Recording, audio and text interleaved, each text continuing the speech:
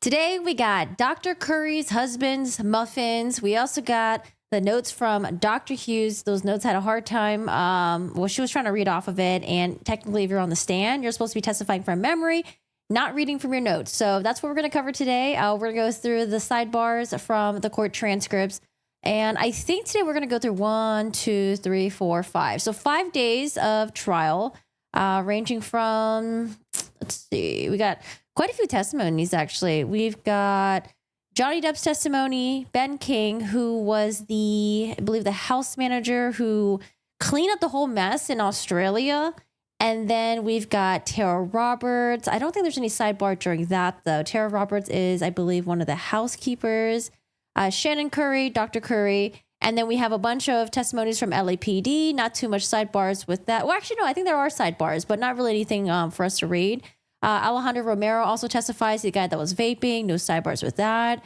We have Christian Carino, who used to be, I think he used to be AH's agent, and then he turned into Johnny Depp's agent, and he tried to be the mediator when they were, when she got the TRO, I think a couple months after, she secretly met up with him in San Francisco. And that's where we got a giant audio recording. Hi, Brandon. Hi, Lisa. How are you doing today?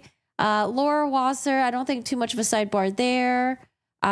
Terrence Doherty, who was the ACLU guy. Oh, man, the lawyer from the ACLU. I don't think too many sidebars there. We also got Edward White, who was the business manager. Malcolm Connolly was one of the main bodyguards. Starling Jenkins, no sidebars there. He was the one that is, I think, the driver for Johnny Depp. And then, let me see, lots of testimonies here. And then we're going to get into Dr. Dawn Hughes, ending with Dr. Dawn Hughes. Not her entirety of her testimony, cross-examination. We're just going to start for the first half of the direct. So we got a lot to cover today, but I hope you guys are doing well. Hello, hello. How's it all going? I'm glad that I streamed on the right platform today. Yesterday, I accidentally streamed on the freaking Twitch platform, so I was talking for a little bit and I was like, wait a second, something about this feels off. You guys having a good day? Let me charge my iPad really quick, actually. Man, I woke up super early today. I think I woke up at 6:30 a.m. and I couldn't go back to sleep. I'm so tired. I was thinking about going back to sleep, but I was like, since I'm up, I might as well just stay up. But then I laid on the couch a little bit watching videos of Baldur's Gate, and I was so tired. I was about to fall asleep. Oh, you've been editing. Oh, what are you editing for? I gotta edit my videos. I've been a little bit behind on that, but I've been a little bit busy with some Baldur's Gate, and then I've been busy reading through all these transcripts and stuff too. But yeah, I was thinking of maybe editing today and then maybe not streaming on Twitch, or maybe streaming on Twitch later. I don't know. We'll see. Hi, Susie Q. How are you doing today? Yay, finally caught you live. Well, hello. Love catching up with you from the UK. Oh, it's hot here today. It's 8 p.m. UK. Over here, I think it's almost noon here. Almost noon over here. Popcorn Palace Graphics. Oh, nice. Hi, Sharon. How are you doing today?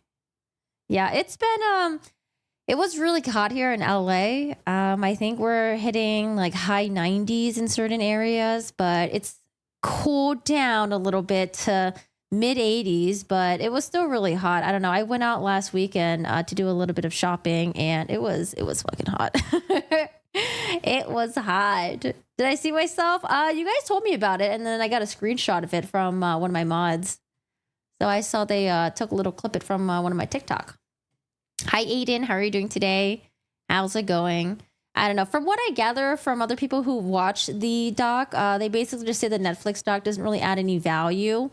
Kat just talks about how Amber Heard was maybe the reason why she lost was maybe because of social media, which of course a lot of us are going to disagree.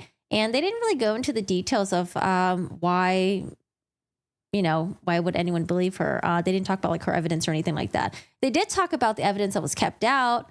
But the lawyer, mentioned that, if you read through the sidebars, which I haven't read all through all the sidebars yet, but if you read through all the sidebars, if Netflix took the time to do that, so I say Netflix, but whoever created the documentary, they took the time to read through the sidebars, they would realize why really some of the evidence did not come in. Mostly Amber Heard's like hearsay docs. Do you think I haven't watched any Lori Vallow stuff? I think the only docs or like true crime stuff that I watched regarding any of the cases I've covered was the Murdoch one. It was the Murdoch boat case on, I think it was also on Netflix as well. Hi, Aiden. It's 91 here in Utah. Oh, man. Is it supposed to be getting higher and higher as the day progresses, or is 91 the peak? Oh, you're getting thunderstorms? I'm so jealous. We take the good weather when we can. I love thunderstorms. There's something about thunderstorms. It's just so, I don't know, it's just so calming. We don't really get a lot of thunderstorms in LA. I think we might get like once a year. But when we do get them, oh my God, I love the sound of thunder. But it's a good thing we don't live on the East Coast anymore because Shiro does not like the sound of thunder. He's, I don't know. I don't think he's a huge fan of it. I set my alarm so then I would be sure not to see it. Wait, not to see what? It's 102. Are you near Vegas? Hi, Tam. How are you doing today? How's it going? Hello, hello. How are your kids enjoying the summer? I forget that kids are supposed to be going back to school like right now, I think. Isn't it crazy how time just flies by so quickly? I feel like summer just started and now summer is about to end. And I don't know. I feel like when you live in LA, though, everything just feels so fluid because you don't really get to experience like the beautiful autumn. Where you have the leaves changing and it gets really cool and brisk here. And you don't really get to experience like the snow here in LA. So everything just kind of feels like everything just meshes in all like into one season. I don't know. Hi, Danielle. How are you doing today? You got sidebar transcripts from Depp Dive. Not Nick Wallace because Depp Dive was more reliable. Oh, really? What do you mean by reliable? I got all the transcripts from Depp Dive. Great source for anything the Depp Heard trial related stuff. And then for the Nick Wallace one, I went there to get the transcripts for when they decided to boot Barlow out of the courtroom. So I might have to go back to Nick Wallace because I think there's more drama that might have happened, but I don't know if it's in the transcripts or if it's like in some other, I don't know if they had their own like preliminary thing going on or something like that. But yeah, that one I had to get from Nick Wallace. But Nick Wallace, I relied on his website for all the UK transcripts before, or actually in the beginning when the trial started. It's 100 plus in Texas. Oh, dude, my sister lives in Texas. She's in Texas right now, and yeah, they're just dying. It's just hot. She just got she got some bikes for her and her like wifey to ride on, and I'm like, bro, why are you going out bike riding in the middle of the fucking day, man? You're crazy. She was like, I don't know. I'm like, dude, you're crazy. I don't know. For me, I don't like the sun. I don't like when it's super hot. I don't like doing strenuous activities when it's super hot out. That stresses me out. I go like before, when the sun just like rose, or maybe when the sun's about to set. But she was like, I don't know. Oh, DFW, is that Dallas? She's in Austin. Wait, you're in Houston? Oh my God, Brandon, I'm sorry. I fucking hated Houston. Holy shit. Maybe because I went to Houston in the middle of August, but we went to Houston for a layover and I felt like I was like the Little Mermaid or something. I felt like I was just swimming and it was just so humid, so hot. But the cool thing is you guys have like little underground system that connects like some of your buildings and stuff. It's a little bit creepy though, because we went when everything closed. So it was just like a dark underground thing. And we're just like, there's no one here. Where is everyone? Depp Dive had the E Barlow stuff, I think the more lengthy with Judge A. Matt at Barlow and Age's new PR. Yeah, so that part I have not got into yet, Danielle. Do you know what day that was? I think someone in my chat told me it was day 15. I haven't gotten to day 15 yet. That's actually the cutoff. I think we're going to do day 15 tomorrow. Hi, Mariah. How are you doing today? Yeah, the underground tunnels. Initially, when the tour guide told us about the underground tunnels, I thought they were like the underground catacombs in Paris. I think that's where they have them. So when he was like pitching us it, I was like, wait, it's like haunted? Like, what, are we going to see like dead bodies? And he's like, oh, no. It's just like an underground thing where people can like shop and like go through from one building to another. I was like, oh. It's like, I want to see some skulls. I don't know. It's like, I think I'll be too scared though. Oh wait, you're in Vermont. I visited Vermont once. I think we did like a school field trip to go see, was it George Washington's house or something like that? I think that was in Vermont.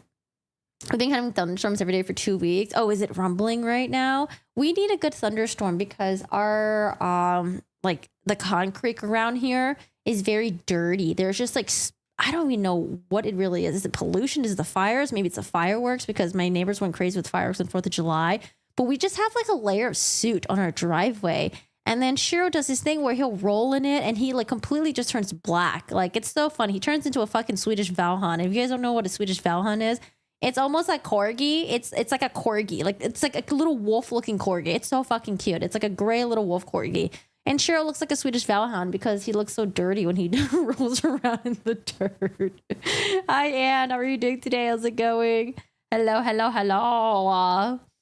Wait, all our waters are what? Contaminated? E. coli? What do you mean? In Vermont? You mean like a little contaminated? I didn't hear anything about that with Vermont. Vermont? Rome is famous for all the tunnels dug by the Christians during the persecution. I have never been to Europe before. I've always wanted to go. I hope one day I can have a chance to go to Switzerland. Looks freaking beautiful. And maybe Italy. I think Italy would be really cool as well. But I just feel like going to Europe is so expensive. I don't know. Like the hotels look really expensive. Flying there looks expensive. The food seems expensive, you know. Usually like when I travel, we go to, I don't know, like Asian countries. So it's like everything's cheap when you get there. So we would have to save up for anything Europe. Yeah, Dallas and Fort Worth area. Yeah, I like Dallas. I have friends that are in Dallas. I used to go to Dallas. Well, I would try to go like every year, but it's a little bit hard to travel right now. But yeah, I would love to go to Dallas. I have friends over there. Dallas is cool. Saving Europe for retirement. I don't know. I have a fear of dying young, so it's like I want to go, and I keep pushing things to later. I'm like, well, what if I die? I don't know. I have like a weird thing going on with death right now since like Stevie died, so I don't know. You went to Paris, but what? Work paid for it? Oh yeah, that's the way to do it. I have a friend who gets to travel for work too. He got to go to like Paris. He got to go to I think Denmark or something, maybe Ireland. Yeah. So I think it'd be really cool to travel if like the work pays for it. But then like if you have to travel for work, I don't know, maybe you'll just be really tired too. And it depends if you have to like mingle with your coworkers and get dinner with them and stuff. England, Rome, France, Greece all sounds like a fun adventure. Oh yeah, Greece looks really cool too. Scotland looks awesome. I remember when I was trying to book my trip, I was planning on going to England, and then I noticed that all the stuff that I want to do was actually in Scotland. I was like, damn, I don't know if I want to go to England. Maybe we should just go to Scotland. But that ended up getting canceled anyways because, COVID happened. Raven! Raven, thank you so much for the tier 1. I appreciate it. I follow the Twitch system, so I call it subscriber, even though you're already subscribed. I don't know. Twitch has like a different, like, their vernacular is very different when it comes to subscribing and membership. Maybe I should just change it to membership. Yeah, maybe I'll just membership would be fine. But yeah, thank you so much. I appreciate it. Enjoy your baby corgi badge and enjoy your emotes. Thank you. Oh, just the rivers. It's not safe to swim. Wait, and tube in the river? Wait, what? What? No tubing? I feel like Vermont would have a lot of great like tubing areas. Like when I used to live in the East Coast, we used to love going tubing. Oh my God. This is when we're like teen, early 20s though. Like just get some alcohol and just go tubing down the river. But tubing is painful, especially if the water levels are low and then you have all this sharp rocks just like cutting into your butt cheeks. How do I be a member here? I think the membership button is in the bottom of this video, but I'm not quite sure if it's on the bottom right, bottom left. Oh, I do want to ask you guys if anyone knows. Does anyone know what happened to the show transcript button? Is it just me? Because I had this a couple of days ago and some people didn't, and I think everyone didn't see it actually. But does anyone know what's the T on the show transcript button? Because I rely on that heavily when I watch YouTube videos and I don't want to watch the whole thing. I just want to scrub around. And did they get rid of it? Like, what's going on? I Google searched and I didn't really see anything about it either. I don't know. Does anyone know anyone that can tweet that can like tweet at YouTube and give me my answer? I need to know what happened to the show transcript button. I used to live in Tucson. It's pronounced Tucson, right? Not Tucson. When rains, wait, what? When rains, people tube down the street. Wait, people tube down the street? How much rain do y'all be getting? I don't know. It sounds a little scary. Hi, this is the first time I caught you live and loving it. Hi. Wait, no, I thought I saw you. Didn't I saw you yesterday? I thought I did. Maybe not. Yeah, I noticed your name. I'm glad you're here on YouTube because I don't know how to Twitch. It's okay. Honestly, Twitch is just like, if you just want to chill and have me in the background, while I play my video games and rage sometimes.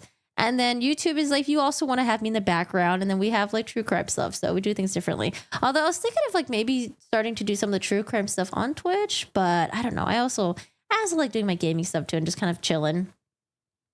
Really? You think so? Why would they get rid of the transcripts thing? Is it because they're scared of the AIs or something, or ChatGPT? They think they're gonna like figure a way to steal content, or why? Oh my gosh! Thank you. Celebrate the first super chat from Mariah. Mariah, thank you so much for the super chat. I appreciate it. Thank you so much for the $4.99. I can't find it. I'll try it later. You're good. Or if you're on mobile, I absolutely don't know where it is if you're on mobile. But thank you so much, Mariah. I appreciate your support. Thank you. Yeah, if you find the article, let me know. Post it in the Discord, okay? I want to know. It's very unsafe. Yeah, it sounds really scary. Oh my gosh. Sorry. Before we start into the transcripts, can I just segue to this really quick? I was watching a video about this amusement park. It was like a water slide amusement park. And it's like a senior thing where kids graduate, senior, they're about to go to, is that a little corgi? I did a little corgi boat.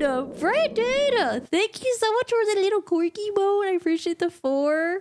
Oh, Brandon, did Popcorn Planet ever get the copyright thing resolved, or are they still like battling it out? I watched a little bit about his video that he posted yesterday, where he had like a lawyer on the YouTube video with him. But yeah, did they ever get anything resolved or anything like that? Because I saw he also tweeted at Netflix and at YouTube too. Or maybe they're just going to ignore him for a little bit. We'll see what happens with that. But yeah, I was watching this video. It was about this water park. So all these seniors, when they graduate, they have a thing where they'll get on this like mega water slide, and they'll do a thing where it's like I want to say human centipede, but it's not really human centipede because human centipede is way grosser. But this is where they all like clog up the slide for some reason, and I don't really know what's the point of it, but you're not supposed to do that. So they knew they were going to get kicked out for this and get in trouble, so they waited until the theme park was about to close, and one by one they all clogged this slide. And this slide is like really, really tall, right? They all clogged it, and they ignored the lifeguard. Lifeguard couldn't do anything about it. They were just all running in there, clogging the damn slide. And so at some point, there was like 30 plus people in this fucking water slide thing, and it's not going anywhere. They all of a sudden hear a fucking crack. They hear a crack, and then all of a sudden the slide just breaks, and all 30 plus people or students just fucking fell through. Some of them hit like the beams coming down. A lot of them went smack dab into the concrete, and surprisingly, only one person died. I thought there would be a lot more casualties. But the crazy thing about this story is that when you're on this water slide, you're not supposed to have this many people on there. So it couldn't support the weight of 30 plus people. And so what happened was the parents of the students, they decide to sue the water park. I don't know. I thought that shit was crazy. It's like, your kids, yes, they're young and dumb, but they did something so fucking stupid. And the parents are now blaming the water park for it. I'm just like, oh God, I don't know, just shaking my head. But anyways, it was a video that popped up on my YouTube, and I just wanted to share it with you guys. Okay. That sounds crazy. It sounds fucking scary, dude. Ugh. Oh yeah. It was in the US. Yeah, it was in, I think it was in California. Andy will likely be taking them to court. Really? For taking his personal content without permission. YouTube, Tug will likely join the suit. Oh, wow. I would just think that, Netflix and Channel 4 would just be like, oh, shit, it is his content. Okay, never mind. Don't flag it. So wait, Tug also has, how many copyright strikes did they each get? Was it like 1 and 1? Because I know on YouTube, you can only have a max of like 3, and then they like kind of axe you off the platform or something. I have a scary story to tell. The picture of Alex Murdaugh without a shirt in prison. I think I watched the court TV coverage of that. Wasn't it pretty bizarre? Alex Murdaugh was trying to have a birthday party for Paul, but wasn't it after he had already murdered Paul or something? And then I think he was trying to get Buster to coordinate everything. And then, yeah, I remember seeing a picture of Alex Murdaugh without a shirt on and was in prison. And I was very, very confused. Very confused. And his footage is like 100% personal. It was him meeting JD. Like, what the fuck? How? Yeah, on his video, I saw that he said Netflix used maybe like 12 of his footages in their dog. Yeah. It's twisted. I didn't really do a deep dive about that, but Court TV, yeah, they covered it. And I just thought it was bizarre. Apparently, Alex Murdoch is like writing letters to all of families and friends, but I think they're like ignoring him. I don't know, man. That dude just needs to move on. I get it. He's probably bored in prison. This is the most action he'll probably ever get in his life, having all these lawsuits and all this, like, you know, I think they said they were going to appeal, right? Did they ever file an appeal? Don't they have like 30 days to do that? Yeah, it's Paul's birthday planned prison. Like, what the fuck, Alec? Yeah, I don't know. For Alec, he just like, I don't know. You know how like, I don't know. There's just too much to say about that guy. That guy's just he's a hot fucking mess. He just needs to chill the fuck out and just rot in prison, okay? Maybe he can get UTI too. Him, Lori, Letitia, they can all get UTIs. I heard they're charging for courtroom live trials. Not on LNC. Courtroom live trials? I saw that like if you're watching it while it's live streaming, it's fine. But if you look at it, there's like another way where you can view their video where they do charge. But I always found a way that like they made it. I didn't really understand what it was because I was always able to watch their videos without having been charged. But maybe they do like special edits or something to it where like if you want to watch it with all the special edits, maybe that's the ones that you have to pay for. But I've always seen that. Use 30 days to file intent to appeal. Takes years. I know. That's why I was like, did they ever file the intent? That's what I was wondering. I didn't hear anything about that. He is getting action. He is the belle of the ball. But yeah, Tam, if you have like, is there an article or something like that? I'd be happy to read it. Because I went on Law and Crime, and sometimes they do have like the membership charges thing where like you have to pay like $1 or $2 to watch certain things. But I think for the most part, all their stuff is just uploaded and free. The lawyer you know explained that appeals court is called the losers court. Oh, did you guys sorry, I'm gonna get into the transcripts, but one more thing. Did you guys watch Erica Baker's video about the lawsuit with the Tuohys and Michael Orr? Oh my god, it's like wild. I started watching it yesterday when I was working out, and I don't know, I've always liked that movie, The Blind Side. I think it's called The Blind Side, right? I really like that movie. Sandra Bullock was in it. I think she did a really good job. And I don't know, it's just like a good, like heartwarming, like wholesome movie. But like, I don't know, man. Like the fact that Emily was dropping about that, but the family, like, it just seems so twisted. I haven't finished yet, but yeah, I'm not gonna cover it, I don't think. But you guys should watch Emily Baker's video. Holy shit. No, it was another lady I was chatting with in another room. Harvard lawyer Lee stream. Oh, she mentioned it. Oh, interesting. Yeah, I saw that live. Oh, I was shocked. You've never seen the movie? The movie was like, I really enjoyed the movie, but it was actually really sad because like I think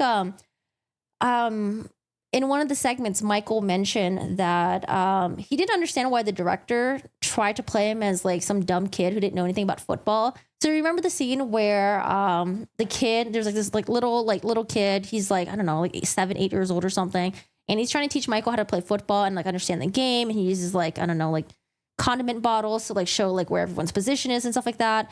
And so Michael was like, well, I don't understand why the director tried to make me look so dumb like that. Like, no, I've been studying football ever since I was like at a very young age. They didn't teach me about football. I already knew about football. And yeah, I don't know. It's just, I don't know. Like now it's like when I think about all these like movies and all these docs and stuff like that, like how much they just really kind of like stretch the truth, bend the truth, you know, just to make it seem like good content. I don't know. Cause then like, I wonder how it makes the original people feel. Natalie Lorchick also covered it as well. The movie was good. People are trying to cancel Sandra Bullock. The real family tricked him. So that is bad. What does Sandra has to do with this? She was just the actress who played in the movie. Go after the family, you know? Yeah, it felt like a lot of white saviorism. Like, oh my God, look at this poor, dumb black kid who has like a bad, you know, mother who's a crackhead, I think, right? Let this family come and save him and stuff like that. And like, you know, now he's catapulted into a world of like playing football. But yeah, I mean, there was a lot of that in there. I think like a lot of a lot of movies that came out during that time. I think like there was a lot of movies that had that very similar theme. Was it as good as Aaron Brockovich? I didn't watch that. Runkle the Bailey does a good job of breaking it down. Okay, yeah. I only watched Erica D. Sorry, did I say Erica? Emily D. Baker. Emily D. Baker. Yeah, I'll be right back. Let me turn the AC on.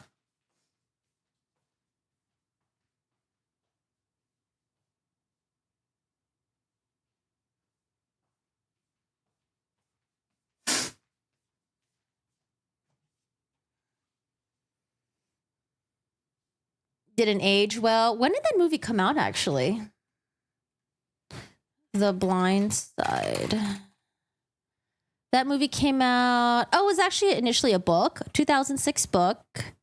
It came out in 2009. Yeah, the sad part was that apparently Michael didn't even get any money from the movie. So was it only the Tuohys that got money from the movie?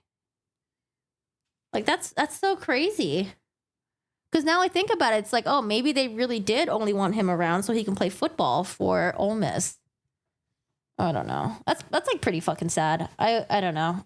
I don't know what his relationship is with them right now. Like if they had a good relationship and then he found out later on that like they like had a, you know, there was that conservatorship contract that was signed, or if their relationship was already getting kind of rocky and this kind of just like, you know, is it breaks the straw on the horse's back? Is that the phrase? Mariah! Oh, Mariah, you figured it out.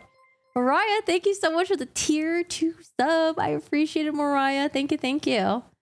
Something happened with the stream? What happened with the stream? Are we good? The writer of the book got most of the money. The family split $14K each. Oh, it was only $14K? Then why didn't they give him some of the money? $14K is probably not even much to them. I prefer muffin top. Why? What does this have to do with anything, John? Oh, were you talking about my title? I prefer muffin top gals over washboard abs gal. Just saying, chat. Hook me up. Cut. I think that's what you're trying to say. They lied and they said that they couldn't adopt him. Yeah, because like the conservatorship thing sounds wild. Like when I think of conservatorship, I think of, who do we have? Like Amanda Bynes. Wasn't she on conservatorship as well? Britney Spears. What other famous celebrities were there? Where it's like,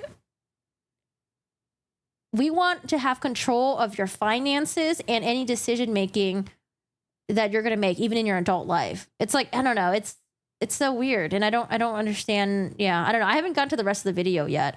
I'm still at the very beginning. I think I'm like 20% in. Yeah. Family got millions. That 14K is a family line now.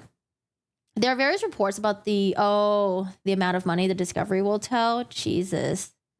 I don't know, man. That's so sad. That's just so sad. You come from like, you know, a broken family and then you get adopted into a new family and, you know, they might end up being garbage as well. It was made for a TV movie, I believe, so it was not in the category where they could make large amounts of money like a Blockbuster would. Oh, really? I did that, Paris. According to YouTube, the transcripting is bugged. They said if you clean up your cookies, it works. I did that. I cleaned up my cookies, my cache, and my history. Yeah, I cleaned up my cookies. I put my hand in the cookie jar. Maybe I'll try it again. Do you have a link to that article by any chance? If you do, could you link it in my Discord if you're in there? Hello, Taxi. How are you doing today?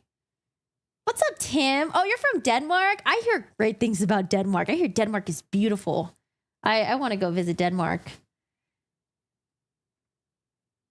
Start testing people before they're allowed to have kids. Well, I mean, here's the thing, though, right? When people have kids, their kids can turn out fine. Just because you have shitty parents, like, you know, take me, for example. I had shitty parents. I think I turned out okay. I was a hot mess in my teens and early 20s, mid 20s. But, you know, me, my brother, and my sister, we figured our shit out. So without the help of our parents. So, yeah. Is the chat monetized? It is, Danielle. It is monetized. Hi, Gwen. How are you doing today? How's it going?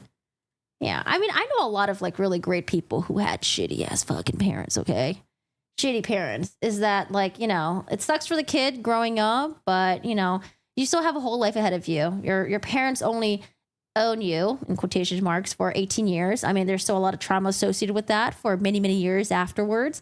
But yeah, I mean, there's still a lot more, you know, to look forward to. Who knew the modern age would consume so much cookie cleanup? Lo, in my day, we got busted for a hand in the cookie jar. I don't know if cookie jar is even a thing anymore. Does it even like keep the cookies all fresh and sealed? Okay, we are definitely we're definitely on a tangential right now. Today we're going to cover the transcripts, and this is day. I have 5 days of the transcripts to go through with the sidebars. We get to see the rest of Johnny Depp's testimony, some of the sidebars with that, with Mr. Roddenborn. Dr. Shannon Curry will testify as well. Some sidebars with that. Poor Elaine has some, you know, Elaine, I think this is like one of the beginnings when Elaine just started kind of like going a little bit downhill. I know there was a hiccup with the Milani thing, but honestly, you know, maybe honest mistake. Maybe she didn't really mean to actually use the Milani brand. Maybe they meant to use a different bruise cover-up kit. But there was a hiccup with Elaine and the Milani thing in her opening statement that kind of went viral on TikTok, and Milani called them out. But I think her next major hiccup was, at least for us to see, was probably when she was doing the cross-examination of Dr. Curry. And I think from there, it kind of just kind of just kept going downhill because after Johnny Depp's side presented their side of the story, the defense went, and their first witness was Dr. Don Hughes. And, you know, with Dr. Don Hughes, it's not like Elaine did. I don't think Elaine did like too terrible. Not that I remember. It was more like Dr. Hughes did pretty kind of like, she didn't do so great in the stand, in my opinion. I think initially when she was talking about her background and she talked about her education, you know, her profession and stuff like that, I think she did a good job. But when she started getting into all the other stuff, like how she couldn't recite, you know, her own assessments from memory, you know, and this is stuff that she was like she should be highly well versed in, because I actually just went to her website. She's made a lot of TV appearances. She's made a lot of commentary and like some like true crime stuff and all that. And I just felt like this was her bread and butter, man. She should have went up there and she should have fucking killed it. But she didn't. She had to keep reading through her notes, and the only part where I felt like she was really well versed and didn't need her notes was when she started doing the gossip drama between the Amber Heard and Johnny Depp and the stuff that went on between the two of them. That was when she was like, oh, I don't need my notes. Well, she didn't say that, but she had that energy. She was able to recite it from memory. I'm like, girl, you knew more about the gossip than your own like psychological stuff. Like, I don't know. It was very weird. Your mom is a narcissist. I survived, but I feel like I'm good, even though she was a horrible person. My mom is not a narcissist, thank God. She's like manageable because she kind of just like, she's pretty quiet. But growing up with her was really infuriating because we had a very crazy mom's boyfriend, and my mom kind of just let things happen. She just didn't really, I don't know. She's like a pushover, kind of like a enabler type of person. I don't know. There's a lot of things my mom did just like really fucking frustrating. So I think that's why like my siblings and I, we kind of have like a righteous personality. So like something, if we sense like there's like some wrongdoing, we always want to put our foot down and make sure things are corrected. And yeah, I don't know. I think that's where I get it from. It's the frustration with my mom. No, I think Hughes and Dr. Spiegel, I think they're from different states actually. Dr. Don Hughes practices in New York. Doesn't Spiegel practice in, where is he at? Isn't he in like was it like the Midwest or something? I don't remember. Yeah, we're gonna have a little bit of the transcripts where Elaine kept calling her Dr. Curry. Yep. All right. So wait.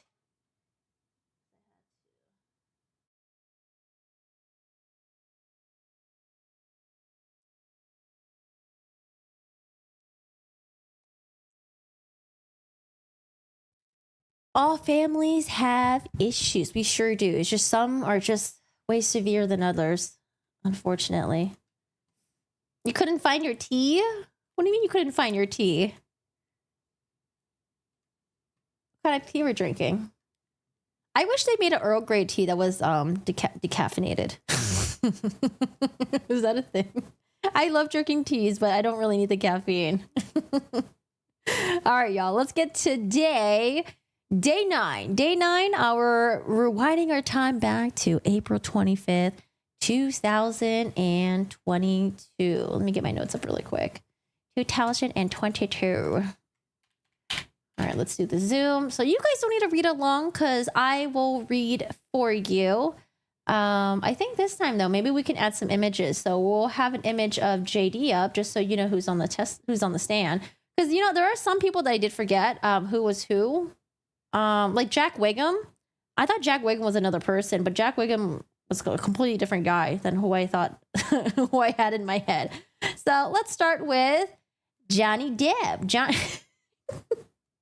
I got this picture of Johnny Depp because it looks like he's just got a headache and he's just over being cross-examined by Ben Roddenborn. But I think this picture is perfect.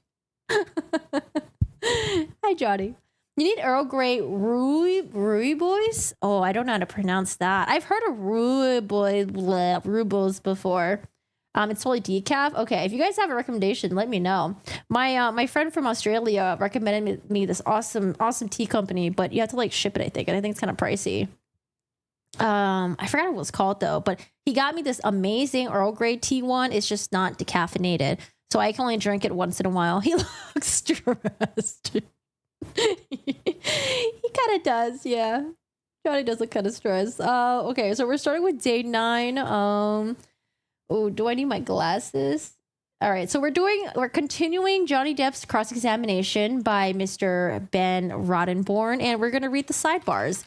You guys don't know what the sidebars are. Sidebar is when, the lawyers are kind of having a little dispute between each other, and then they don't want the jury to hear. So what they'll do is they'll go up to Judge Penny and they'll talk it up there. Now, we weren't able to listen to it during the live streams, but they're out on the transcripts right now. So now we get to know what it was that they were arguing about. So here's what we got.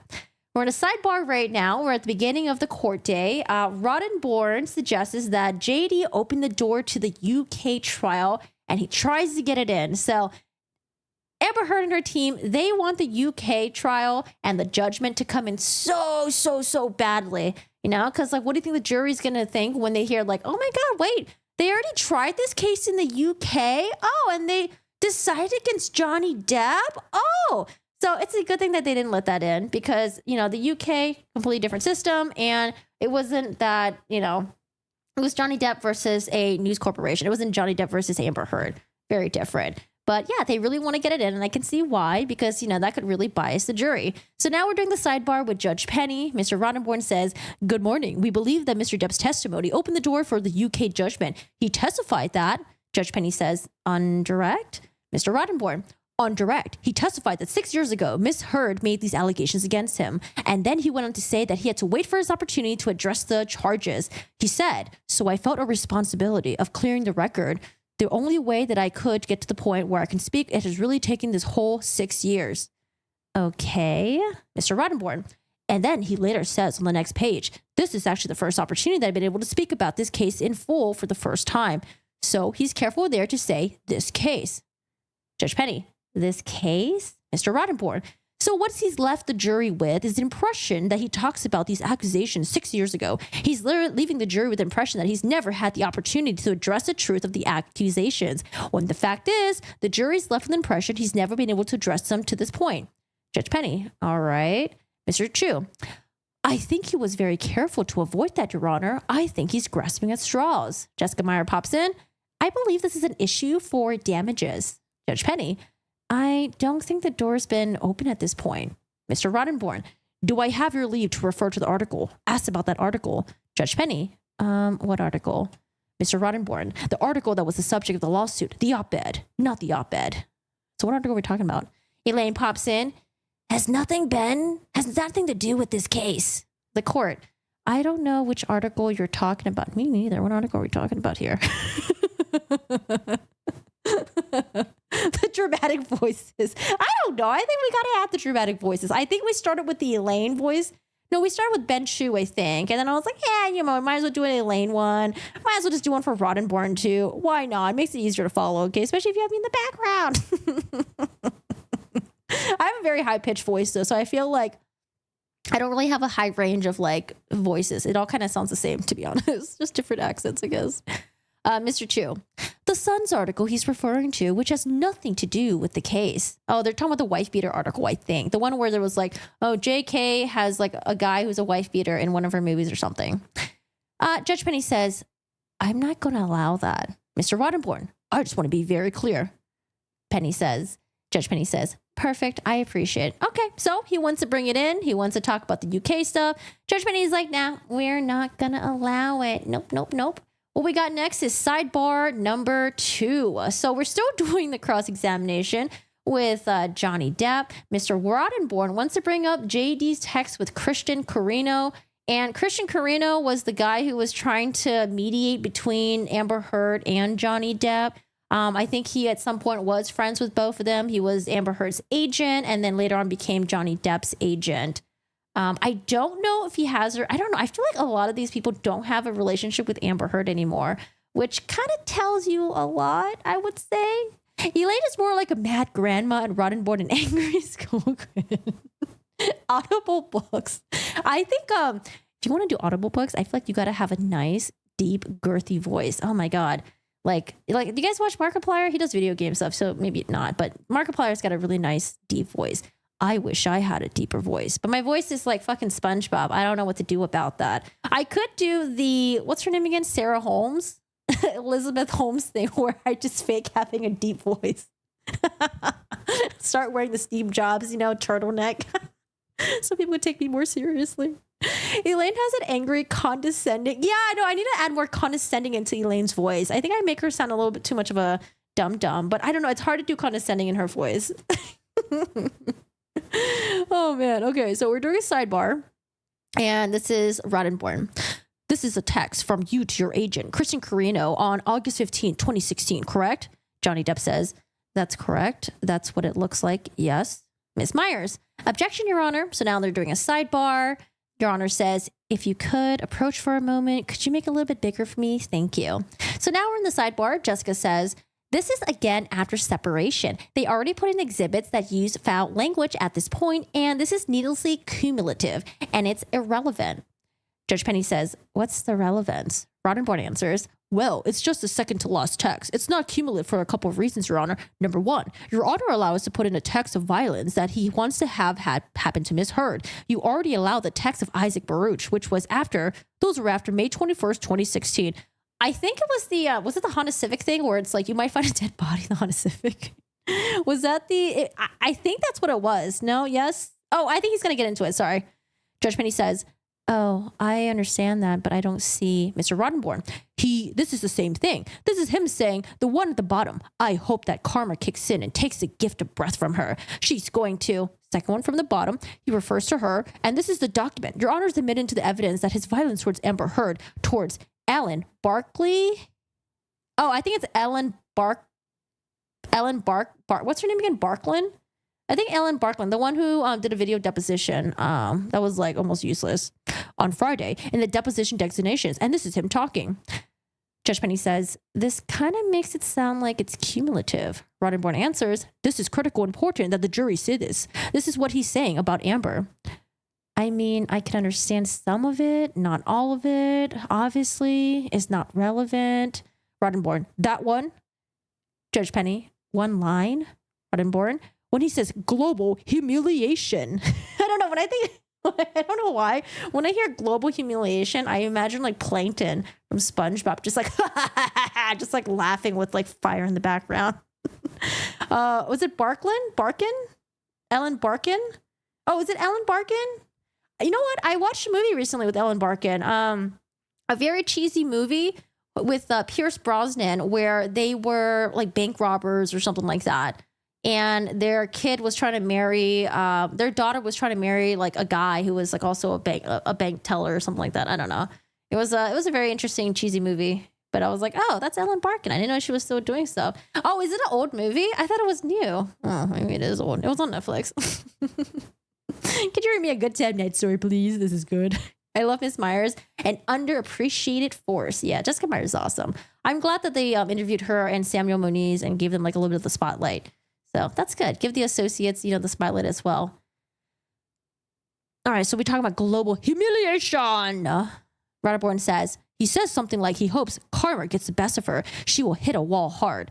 I can point to another exhibit right after this, Your Honor. 214. He uses hit the wall hard. He uses the same phrase. That's another reason I want to use that exhibit. Doesn't it say that this is in a particular text? Oh, here it goes. And then the next exhibit I introduce you, one where he says, I think it's 2014. She will hit the wall hard. That is the language of violence. I mean, I think that's just speaking kind of like she will hit the wall hard. I think it's because like at the pace that Amber's going, at some point she's going to come to a hard stop and she's not going to be able to advance anywhere. I don't know. Anyways, Judge Penny says, there's a couple, but it's engrossed in a lot of irrelevant information. It doesn't belong in here. So if you want to pick out those two, looks like I'm so funny now. She wants to act this out. She hit the wall. I'll allow that. And then I think there's the one that complicates something. That's about it. Mr. Roddenborn. Okay. Well, I'd like to get it in and ask him about those. If you can redact those, just those two. Okay. Thank you. All right. So we're not letting in all the text messages in, but just bits and pieces of it because it just contained way too much shit in there. Sidebar number 3. Roddenborn again wants to show text with Amber Heard.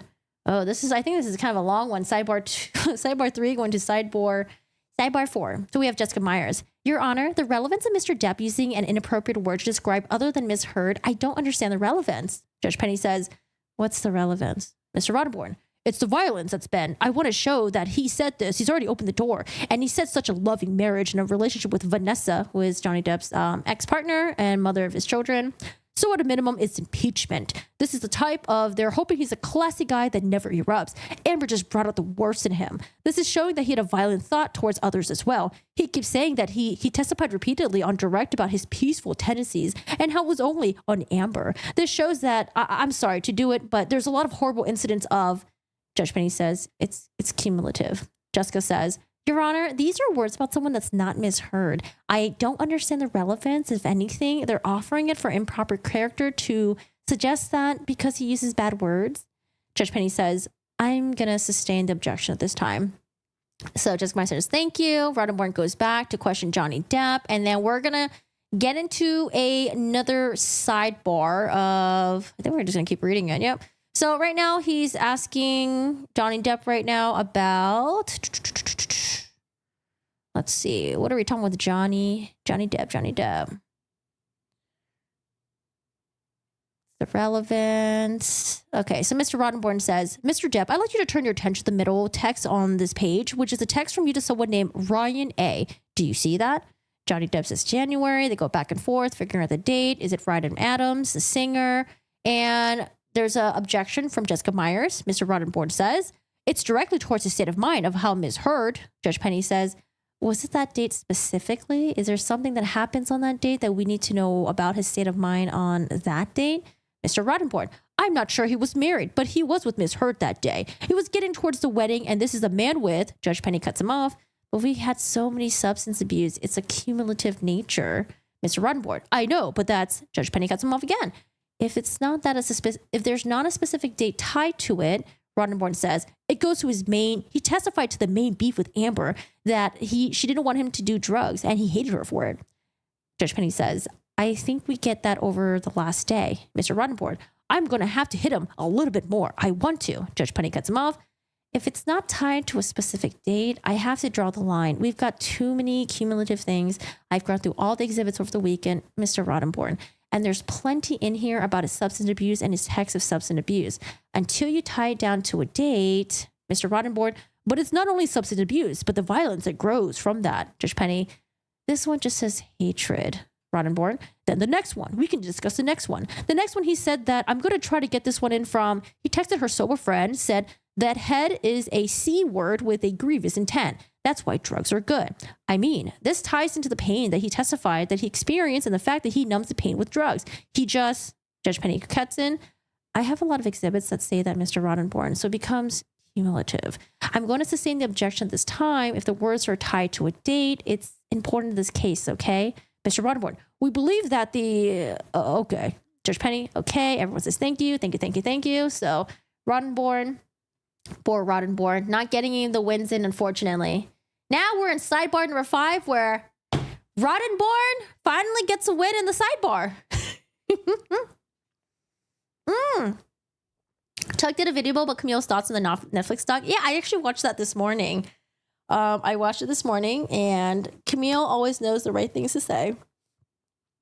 They made a movie about the trial, so they hire someone that knows how to cry, and they did. They made a movie. It was wasn't it a Lifetime movie that came out?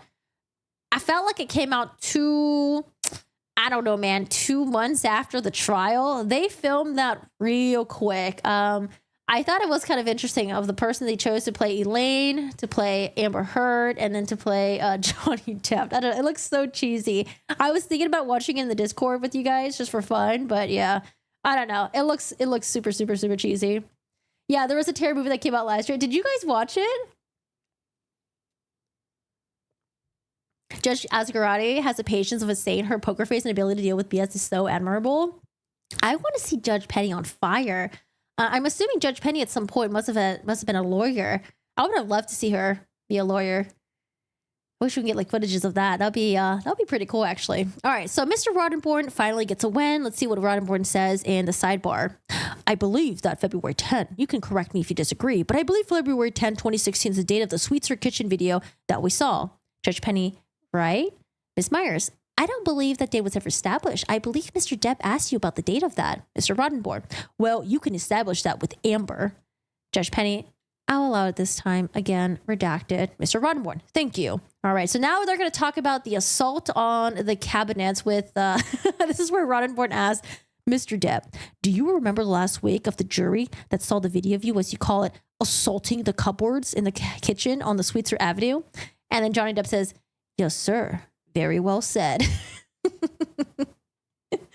I don't know, man. Johnny Depp be throwing these like little remarks. Like he's so good at it. For a guy who seems really calm, cool, collected, and just like super chill, you know, like a nice guy. He's really good at throwing these like snide little remarks in here and there. Oh yeah, it was on Tubi. Yeah, that's right. It's not on Lifetime. You're right. It was on Tubi.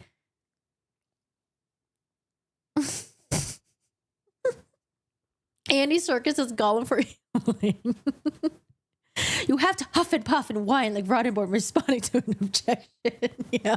Him and Nadelhoff did a lot of huffing and puffing.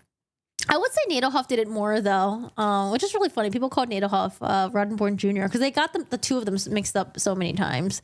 But Roddenborn was clearly the taller one. All right. Next sidebar we got sidebar number 6. Roddenborn wants to text in and he gets a win. So Judge Penny is asking how it's relevant. Mr. Roddenborn says he's jealous, he's controlling, and he told her, no movies, no meeting, no movies. This is what he says in a text message to her. It goes entirely towards his motive for abusing her. We're going to hear from Ms. Heard about this. It's directly relevant. Jessica Myers, Your Honor, this is his view on her. I mean, I don't have the context of this. I don't understand how that... Judge Penny cuts in. I guess it goes to his true nature. I'll allow it. Did you have any other objection to the page coming in, or did you just want the text? No, I want the entire page. All right, just get the identifiers off. Okay, so we're getting the text messages in about, I think Amber Heard was meeting up with someone, was like a coffee meeting or something, discussing movies, and I think they had some sort of agreement that she wasn't going to do that. We didn't really get too much context of it, though, but yeah, just text messages that, you know, did make Johnny Depp look bad at the time. Sidebar number 7, Roddenborn brings up JD's children and he wins. I think this one is not really too much of a big thing, but I guess I'll read it anyway. So we're in the sidebar right now with Roddenborn. Again, she's brought his kids into it. He said that they hated Ms. Heard. They didn't like her, blah, blah, blah, blah. And then he's testified that no one had a problem with his drinking. He said, no one had a problem but me. And here, the next text I'm going to bring up is the one he says, this is directly contrary to his testimony so far. He says, now, Lily Rose hates me because she thinks I'm drinking, and she's right, but I can't admit it or I die in her eyes. That's entirely relevant because it undermines, Judge Penny, what's the date? Mr. Roddenborn, January 21st, 2014, directly in the middle of the relationship. Ms. Myers, that's not tied to any incidents of abuse. I don't believe he's denied drinking during the relationship. Judge Penny, I'll allow that. We're moving forward at some point. Mr. Roddenborn, I am. I'm trying to go as fast as I can. I have a few more drug things to do. And then Judge Penny, that sounds interesting. Mr. Roddenborn, I'm going as fast as I can. I think I'm less than 30 minutes away. So at this point, you know, this is going to be a really it's already been a lengthy cross-examination of Johnny Depp, and I get it. Mr. Roddenborn has he's got a lot to cover, and Johnny Depp is he talks really slow when he answers, and Johnny Depp likes to throw like a little jabs and snides, so it's probably making it tough for Mr. Roddenborn, and he's trying to move as fast as he can, but I think at this point Judge Penny's like, okay, let's hurry up, let's move on, come on, let's do this.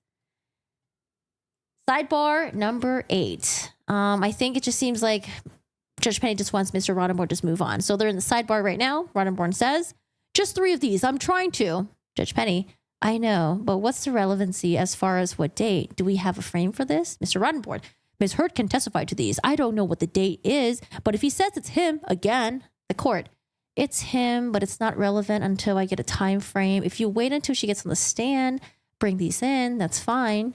I'm happy to do that to speed it along. I believe they're all relevant because they all go towards his systematic drug abuse. Well, maybe they're relevant, but that could have been taken yesterday. Then it wouldn't be relevant.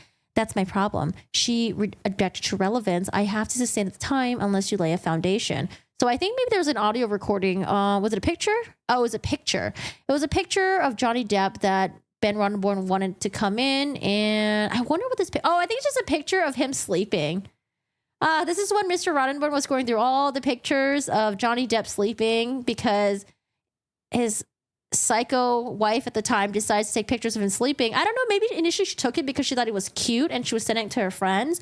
Or maybe she took the pictures so she could make fun of him. Because I don't remember the context it was when she sent it to her friends. It might have been a mix of both. Like making fun of him and then also like thinking that it was kind of cute that this grown man just like fell asleep after a long day of filming. The ice cream one. Reminding the teacher of the homework vibes. I bet Roddenborn was annoying in school. All right. Who knows? Maybe Mr. Roddenborn is maybe he's the life of the party. People can be very different in their professions, right?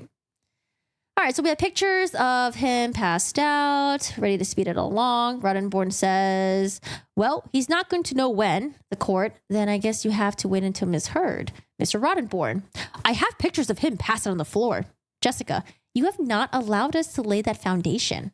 Judge Penny, you have pictures of him this past weekend passed out. They're not relevant. Mr. Roddenborn, I take your point. In an effort to move along, I'll skip through these and we'll bring them through Ms. Heard's testimony.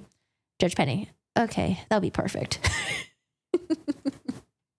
Sidebar number 9. Roddenborn wants to bring in the articles. Oh my God. Okay, this I was like actually very confused that they were allowed to do this, but it explains why.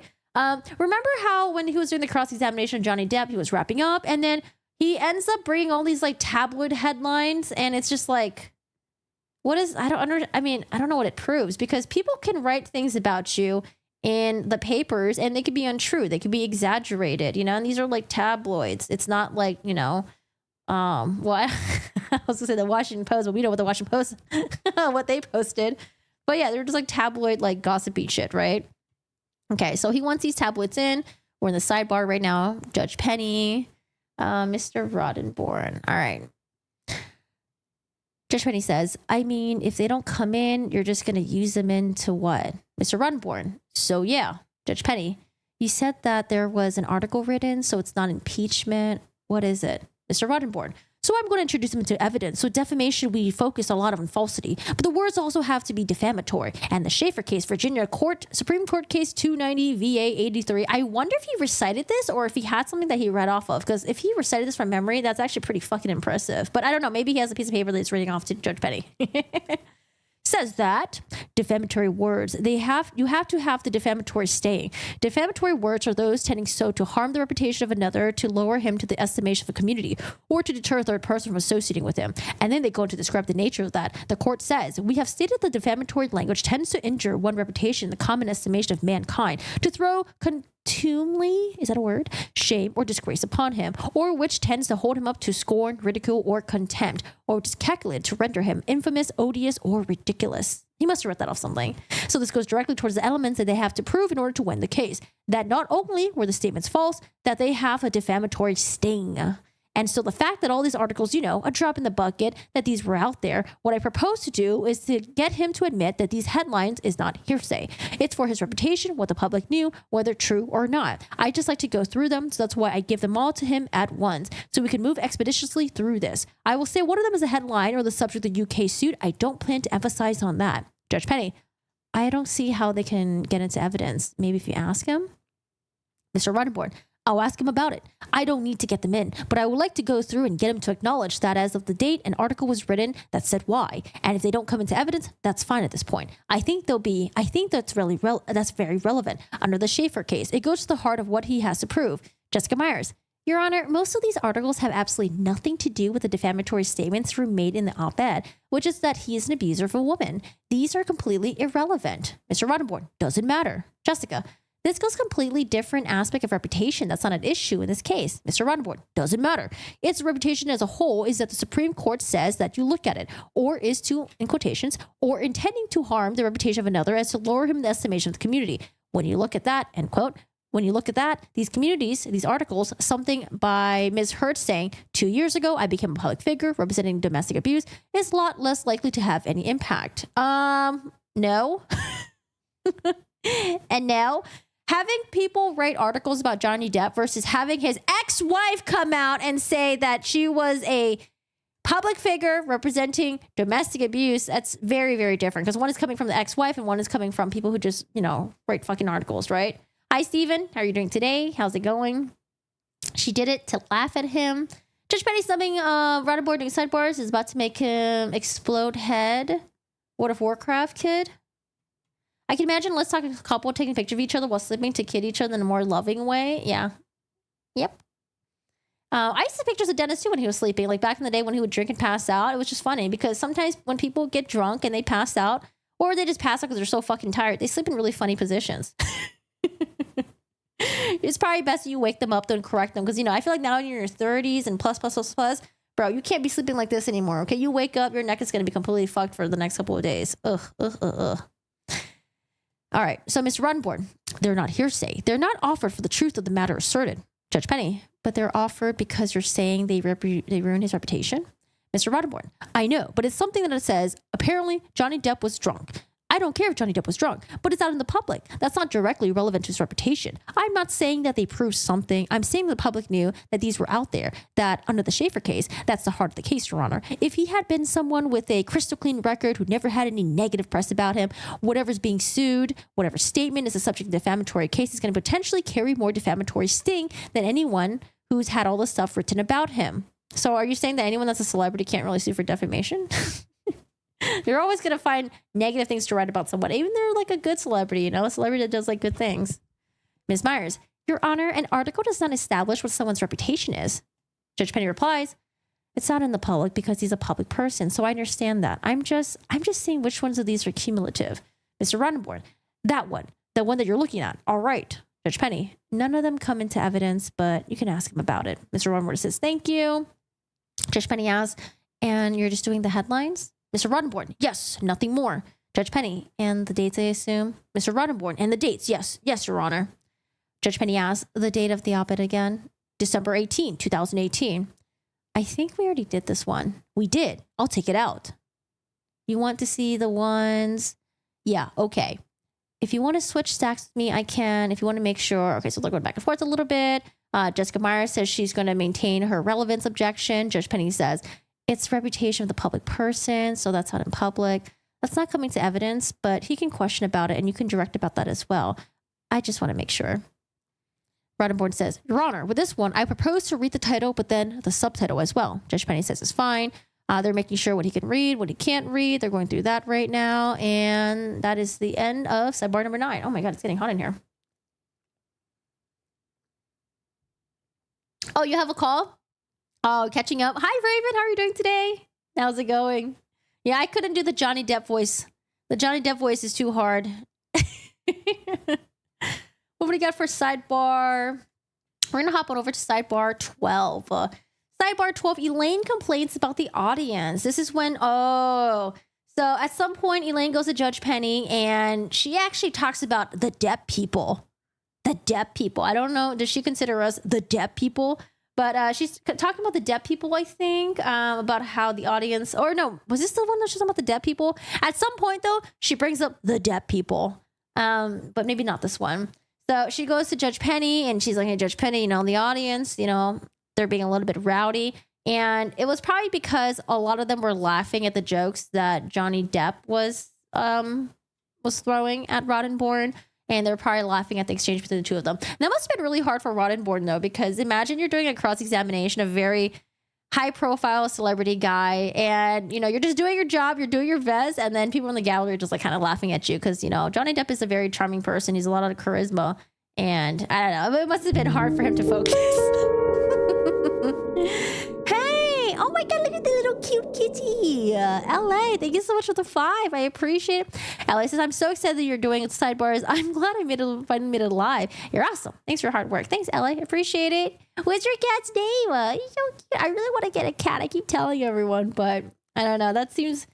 I realize that having dogs is tough because you're always making sure they don't die. They don't eat anything that they're not supposed to. They don't climb on the counters. But my friends that have cats, oh my God, cats, like, they can climb, they can jump really high up, and they can get into cabinets, they can open things. And my friend was telling me about one of their cats, a little bit mischievous, he can jump on the counter, he can open cupboard doors, and he can, like, steal food and all that stuff. So I'm like, oh, dude, I don't know, because my house is pretty dog proof. It's not cat proof though. Coming in late. Hi, KK. How are you doing today? I see Depp people. Oh my God, that's such a good shirt. We should do that. I see Depp people. Elaine Bretterhoff, 2022. Oh, her name is Kiki. Oh my gosh. Wait, they look so cute. I want a dwarf cat so bad. They're like corgis, but they're cats. Yeah. I hear they're really tough to get, though. Is it like you have to get from a breeder or something, and they have back issues or something? Oh my God, we are magical creatures. Leila, thank you so much for the 2. Oh my God, yeah, I don't know. Cats are so cool. All of my friends have cats, and I really want to get a cat. I feel like a cat is what matches Steve's personality the most. Steve was definitely a cat. Yeah, he was a cat human. My cat loves to slam cabinets to annoy me. What? It's like when you have a like an upstairs neighbor who likes to slam the doors, like, oh God, that would drive me crazy. Oh, you're trying to steal Steve and Shiro. You better not steal Steve. I only got his ashes left. Maybe you can have a little bit of his ashes. You got mine from shelter? Oh, you did? Yeah, I have to take a look at our shelter. But whenever I go to our shelters in LA, though, it's so sad. It's only big dogs that are there. When I go to the shelters, it's mostly huskies, pit bulls, and some German shepherds. But yeah, it's so sad. Because I was thinking of fostering a little tiny dog because it'd be easier for me to manage. And, Shiro kind of has like a fear of big dogs unless they're like super submissive, like golden retriever submissive. I'm on my back, like do whatever you want submissive. But yeah, it was really hard to find small dogs there. Yeah, a lot of people just give up big doggos. He did. He passed away. Yeah, he passed away over a month ago. I missed a little guy. I watched this video on YouTube about this. I don't know. It popped up because they probably know that I'm like watching all these like weird morbid animal videos right now. But it was an otter that had like a cleft palate type of thing. And she had surgery, and then she died like shortly after surgery. And I was bawling my eyes out yesterday or 2 days ago because it just reminded me of Steve. Steve had surgery, he was fine, and all of a sudden they said he was not doing good. I don't know. Oh, I didn't give you guys an update about that though. Yeah, the vet, they waive like $4 to $5K of our bill. So, I always have a little tiny thing in the back of my mind, like, did y'all fuck up? Did y'all fuck up the surgery? Did something happen? Did something happen? But yeah, they waived a large portion of our bill. So that was nice of them, but they fucked up with the billing stuff. But yeah, it was kind of interesting. But anyways, if anyone that's a vet out there, much respect, or anyone that works in the vet environment, I don't know, man. I don't know how you guys deal with the customers because people are fucking batshit crazy. Dealing with the animals is easy, but dealing with the humans, that's probably the hard part. I love orange kitties. I feel sorry for your loss of your boy. Yeah, he's behind me though. I got this picture frame. I got this major, ginormous picture frame of him. So I'm supposed to mount it in the living room, but because it's just been sitting here, I'm like, I kind of like it here. It's just on the floor. I don't know. I don't like mounting things. Yeah, losing an animal when you're close is sad. I follow this cat on YouTube. Oh, he passed away and I cry every time he sees his video. Yeah, it's like, I don't know. I'm really glad that I didn't record the video of Steve on the table at the vet, because like I remember seeing his legs, and that probably is the most painful memory of me of him. But yeah, I don't know. It's just so sad because I was watching videos of him, like his last moments, like being here. Not moments, but like the last days before he got sick, and he was running around, playing with his toys, and like, yeah, it's just so sad. But I don't know. I really wish we got another, I don't know, give me like another like 30 more years with him, 40, 50 years, I used to tell Steve every fucking day, I'd be like, Steve, you better not die on me, okay? You better live forever, okay? You better die when I die, Steve. I grew up poor. My mom's friend spent 5 to 6 years on cataract surgery for, oh my God, first doggy, and died 5 months later. I would never. Oh my gosh. I recommend if you can get pet insurance. Oh my God, please get a pet insurance. I didn't have pet insurance for my dogs because my mom, I followed my mom in doing all the stuff that she did, which was like the poor way, where it's like, you don't go to the doctor ever, really. You kind of just hope it just wait it out and gets better. But Steve got really, really, really sick, and he needed surgery. He needed to be hospitalized. The bill was very, very fucking expensive. It was like 16 grand. And we didn't have pet insurance back then. I didn't even know pet insurance was really even a thing. But I recommend please get pet insurance because, there are some people that can't afford to pay 5, 7, 10 grand for care, for surgery. And it's a decision between that, having your pet suffer, and then, you having to put your pet to sleep. So, if you can, please get pet insurance.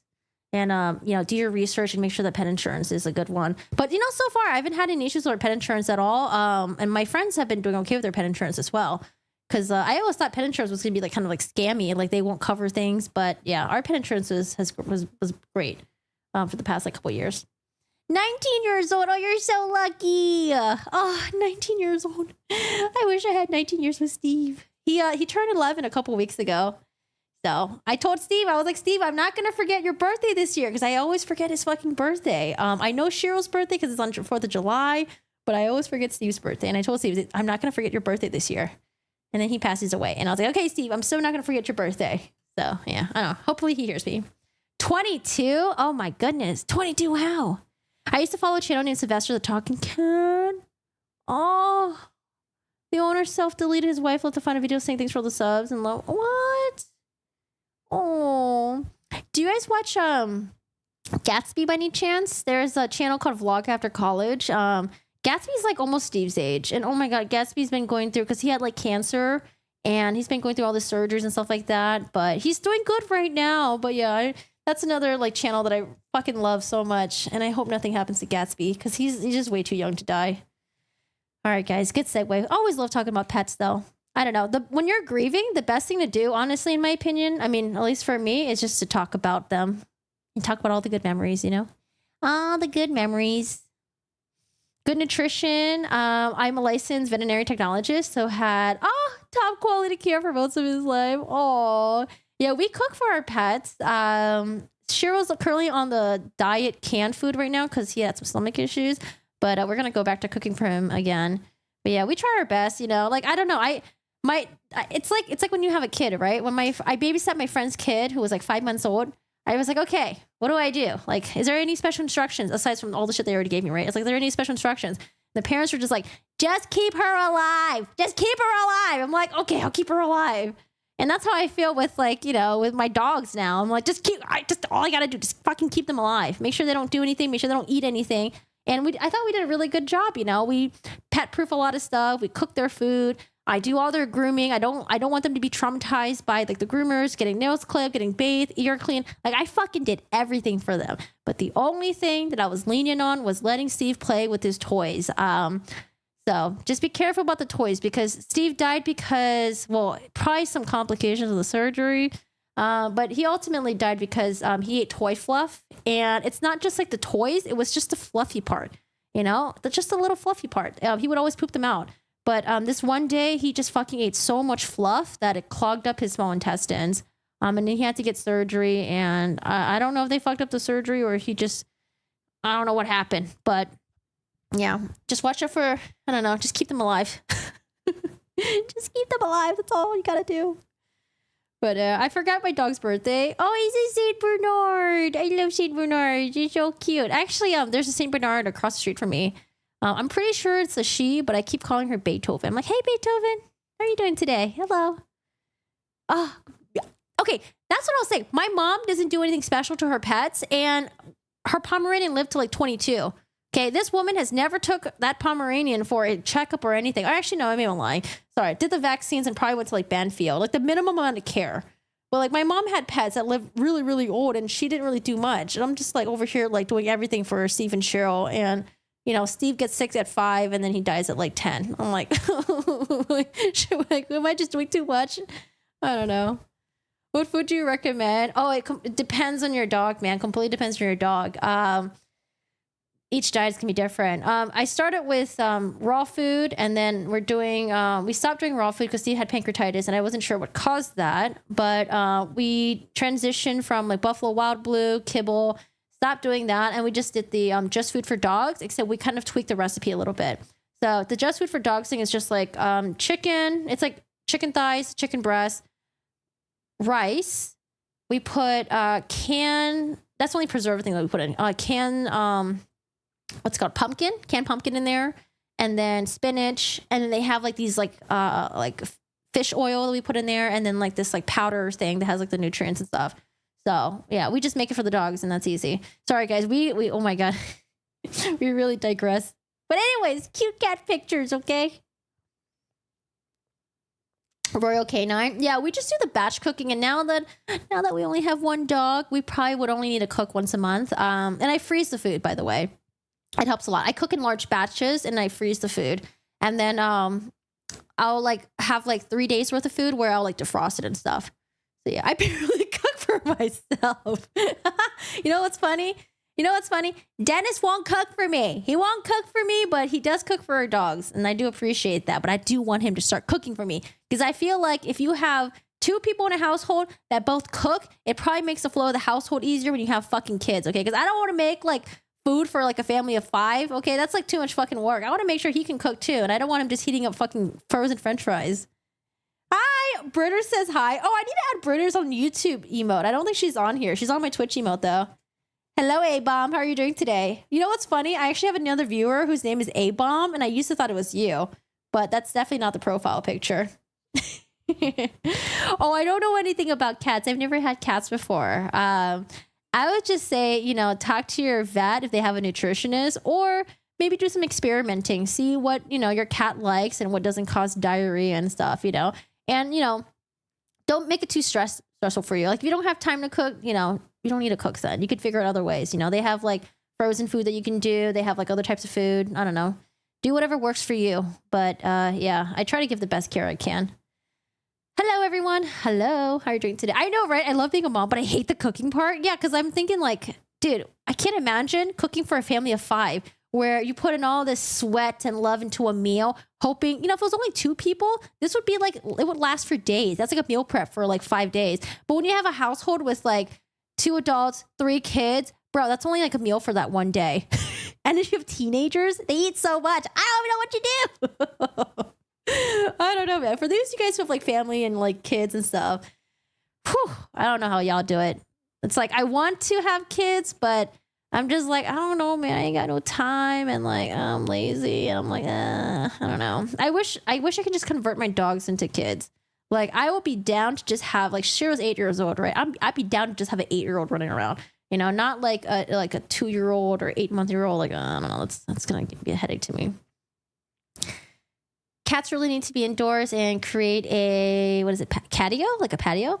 It's best to adopt in pairs. Oh, from the same breed as available. I would love to. I'm trying to be friends with the neighborhood cats. Yeah, we have neighborhood cats that are feral, and I'm trying to be friends with one of them.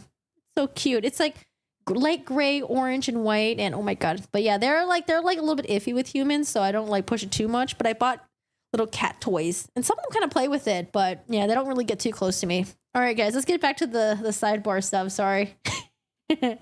John gets sweet green. Yeah, see, that's the best thing when you have a partner that works for a company and then you get free food from them. You know, that's like, eat out every day, and it's sweet green. You know, what happens if John gets a job at Burger King? Do you remember Elodie's mom in our neighborhood? Their parents used to work at fucking Burger King. Yo, their parents bought Burger King back every fucking day. Holy shit. That was back then when Burger King used to be good, man. Burger King is not good anymore. Okay, so we're at sidebar number 12 where Elaine is complaining about the audience. This was after Johnny Depp was giving his testimony, and thank you so much for letting me go on a tangent for like 15 minutes. Oh my God. Sorry, guys. If you guys are watching the stream, if you guys like don't want to listen to the breaks and all that stuff, just I'll make YouTube videos out of this. You should just cut it out. Taco Bell. No. You gotta try Del Taco. Del Taco's so good. Hi, Anna. How are you doing today? How's it going? Hello. Oh yeah, no seasoning because dogs, they don't taste. You don't need seasoning for them. They're like smellers. So, and you know, I know my dog eats like everything. He's not picky. All right. So Elaine says, Your Honor, today the audience has been much more rowdy. Judge Penny, I'm trying. Yeah. I should probably say it in a more enthusiastic way. I don't know. Elaine, and I know Your Honor has, and they've been, perhaps Your Honor can say something in addition to it, explaining to them a little bit. And I think they can be admonished too. Judge Penny, well, if I could get, I was waiting for objections, honestly. I'm not going to. Oh, that's what we should do? We weren't what to do with that, Mr. Runborn. And I'm just kind of letting you know that, you know, every time, Judge Penny, and sometimes that's trial strategy. So I don't want to say anything. I don't want to interject myself in either one of your cases unless you object to something, except if it gets too loud. Elaine, and I know that has been impacted the jury also. They laugh when they laugh. Judge Penny, right. Yeah, I'm not going to say, I think they get it. I'll do it again if I think there's an issue. Elaine, okay. Mr. Chu, yeah, I don't think he's planned anything distracting. Judge Penny, I don't know. I mean, he had some comments that if there was an objection, I would have addressed it. Elaine, okay, thank you, Your Honor. Judge Penny, okay. So everyone says thank you to each other. Obviously, Team Hurt, they're not happy that the audience was laughing at Johnny Depp's jokes, and it does make them look bad, especially in front of the jury. But Judge Penny says she doesn't usually interject unless, you know, if someone wants to object, then she'll say something about it. But otherwise, she doesn't really get in between the two of them. And this totally depends on the judge, by the way. Depends on the judge. I've seen judges who will reprimand someone right away, and I've seen some judges who kind of just sort of just chill and they don't really do too much unless, you know, someone has an objection. Your cat eats sushi. Oh, wait, do you guys watch this YouTube channel? June and something. They have two very cute little cats and they do really cool stuff on their YouTube channel. Oh, man. Yeah, I don't know. I totally made Elaine sound like a smoker just now. I don't remember how I did Elaine's voice. I don't think Elaine smokes. I don't know. Maybe she does. Okay, sideboard number 13. We now have Johnny Depp is no longer up on the stand. We now have Mr. Ben King. You guys know who Ben King was? He was the one that had to deal with the aftermath mess of the whole Australia incident. Ben King right there. Hello. Polished gentleman. And we loved his accent. So Ben King, what do we got here? House manager, Australia incident, something about hearsay. So Ben King is being direct examined by Samuel Moniz, who is one of my favorites. He's like an underdog. And Mr. Nadehoff is going to take care of the cross-examination. So the judge, I don't know what he's going to say, so I'm not sure. Mr. Nadehoff, I think he's going to say indiscernible. I'm just going to say da-da-da-da-da for just indiscernible, I guess. Like blah, blah, blah, blah. I don't know. What should I say? Should I just write indiscernible? Indiscernible. I hate that word. It's so hard to pronounce. Judge Penny, he was told that. Mr. Nadehoff, he was told by Depp's agent, Depp's assistant that da-da-da-da. If it's not offered for the truth, what else would it be?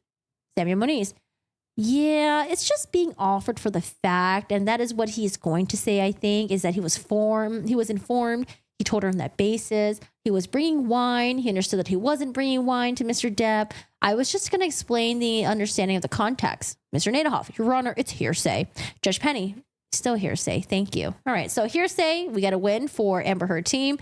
And I think, do we get into the wine stuff? Oh, do you guys remember Amber Heard apparently Amber Heard had a very expensive wine habit. I think didn't they say she accrued a bill of over like a couple hundred grand, or was it just over $100,000? I don't know. There was some Spanish wine that she loved that was like $500 a bottle or something like that. Oh, your Furby had her sweet 16 in May. Oh, 16, so lucky. I wish I could get 16 years. Cheryl's 8 right now, so hopefully we can get Cheryl minimum, please, at least 3 years. Because Cheryl all his life has always been with Steve, so I kind of want Cheryl to have his own time, you know? Dog is gonna sue her? What? The one that got fucking stung by the bee? Which dog? Wait, where was I? Sidebar number 13.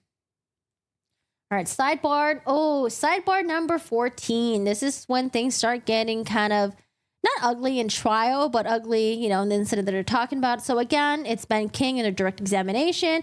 And this is after the finger incident. The finger incident was when Johnny Depp said that Amber Heard threw a giant liquor bottle at him and it cut the tip of his finger. And this is the part where Ben King is he arrives there, I think, with Johnny Depp's bodyguard and maybe even Dr. Kipper, and they're trying to find the finger. They're trying to find the finger so they can bag it up and bring it to the hospital, and hopefully they can attach the finger back. So we're in the sidebar right now. Judge Penny says, the question was, what did you do after you spoke with Dr. Kipper? Let's get that straight. Samuel Moniz. Understood, Your Honor. Mr. King just searched the house for the finger, so he's just going to say he was told he needed to look for the finger. It's not being offered for the truth. It's just being offered to explain why he was going around looking for the finger. He's not going to testify he was told at this point how it was lost, so it's not being offered for the truth. It's purely the effect of the listener. Mr. Nadelhoff says something that we don't understand. I don't know. I guess like the court reporter, maybe Nadelhoff, and you know what? It could be that Amber Heard's lawyers are a little bit further from her, and that's why she can't really hear. But we get a lot of indiscernible from Nadelhoff and Roddenborg. Samuel Moniz. Definitely. Not hearsay, Your Honor. It's simply being offered to explain why he was going. Judge Penny. If he starts saying something about Johnny, we know what he's going to say. Mr. Moniz. He's going to say he was informed that he needed to go find Mr. Depp's finger. Judge Penny. Okay, not the reason for it. Mr. Moniz. He was not informed of how he lost his finger. Judge Penny. I think that's fine. Okay. So at this point, they're going to the testimony where he's trying to find Johnny Depp's lost finger that was cut off. Now we have 15. Ben is being crossed by Nadelhoff. Regarding the Jerry Judge recording. The thing that I thought was bizarre was that Amber Heard kept talking about Jerry Judge, and it seemed like Jerry Judge and Johnny Depp had a very close relationship. Jerry Judge probably loved the shit out of Johnny Depp. And Amber Heard would try to use Jerry Judge to back her story up. Like, I think, by the way, at this point, Jerry Judge has already been deceased. I think he passed away. Was it like cancer or something? I don't remember. But I remember there was one incident where she was like, Jerry Judge saw me crying and he came up to me and asked if I was okay. Like, I don't know. I just felt like she was trying to use someone that was already deceased to back up her story. But like, there was no way to really get Jerry Judge's side of the story because he already passed away, and she kept trying to bring up his name. Yep. Hearsay from Jerry. Yeah. I remember I noticed that a couple of times where I was like, I don't know. It just seems very, I don't know, shady, I guess. Shady. All right. So we're trying to bring in the Jerry Judge audio. So there's this, I think it's like a 5-hour audio. I don't know. I think it was a 5-hour audio that Amber Heard recorded. And honestly, I think she recorded it because she secretly recorded it because she recorded it, but she wasn't there. She was actually I think she was upstairs or something doing something else. I don't know if I'm remembering this correctly. You guys let me know. But I think she had it secretly recording because she probably wanted to know what his team was going to say about her, about the whole thing, and whether or not he was going to rat her out. I think that's the reason why she recorded it. Apparently, it was recording for like 5 hours. And then I think at some point, Jerry Judge realized, oh, wait, this is like recording. Like, what the hell is this or something? I think. Let me know if y'all remember. Okay, so sidebar. Judge Penny says, the highlighted parts are the ones you want to play? Mr. Nadelhoff. Yes, highlighted parts are the ones I want to play. It's page 519. Judge Penny. Sure. Samuel Moniz. Thank you, Your Honor. Who's talking there? Nadelhoff. This is a statement from Mr. Judge, and this is evidence from an agent of Mr. Depp. Judge Penny. You would have to lay a foundation, and Mr. Judge is no longer with us, so it's testified to. 20 years, Mr. Judge. I think. Actually, Mr. King testified that he was Mr. Moniz. Your Honor, even if we can get around hearsay on this, Nadelhoff, it's also present impression as well. Your Honor, even if you can get around a hearsay on this, there's no foundation for Mr. Judge's knowledge. He's not able to testify. What's the foundation for even hearing his voice? Nadelhoff, I can ask if it's his voice. Samuel Moniz, regardless, there's no foundation for Mr. Judge's knowledge, and it's still hearsay. Nadelhoff, and then on page 9, there's Mr. King. Can I see your, I'm sorry, page 9. Who is Jay? That's, oh, Jerry Judge. I mean, Your Honor, this is all Mr. Nadelhoff. There's a question about what's happening at the time. It's not talking about, I'll sustain the objection. It's not coming in. Can I, so you're saying this is all hearsay? I just want to make sure, says Nadelhoff. Judge Penny, it's hearsay. Mr. Judge is obviously deceased, so we can't lay a foundation. It's a statement that has an interest of a party person. That's Mr. Judge's. Nadelhoff, okay. The judge, no.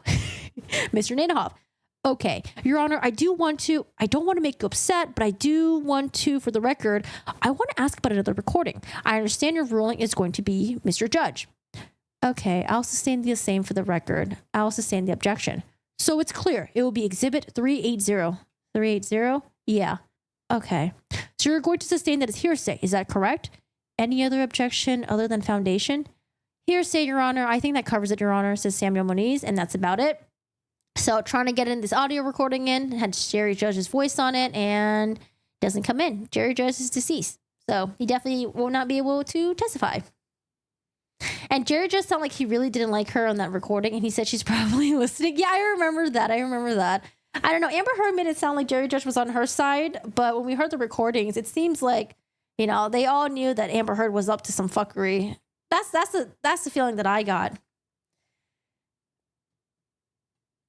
I heard somewhere that the marriage counselor actually suggested they recorded each other to reduce the arguments over he said, she said. Yeah, and probably just to see how, like, you know how sometimes when you're in the heat of the moment, you say things you don't mean, you act really, I don't know, you probably act like a monster. It's not really your true side. I think it might be your true side if it's coming out when you're angry and stuff. But anyways, like, you know, sometimes you say things that you don't mean, right? So maybe they recorded each other just so they can see, like, oh my God, this is how ugly I really get when I'm angry. Like, this is what I should avoid.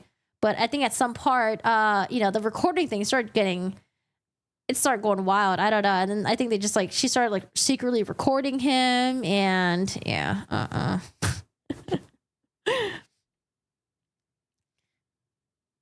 yeah, that's what I think for the Australia incident. I think she fucked up and was like, fuck, okay, I need to see what they think about this, what they think about me. Because she could have gotten in trouble in Australia for this. If Johnny Depp, you know, maybe went to the authorities, was like, hey, look what my wife did, I have to go to the hospital. Yeah, I think she could have gotten in trouble. All right, anyways, sidebar number 16.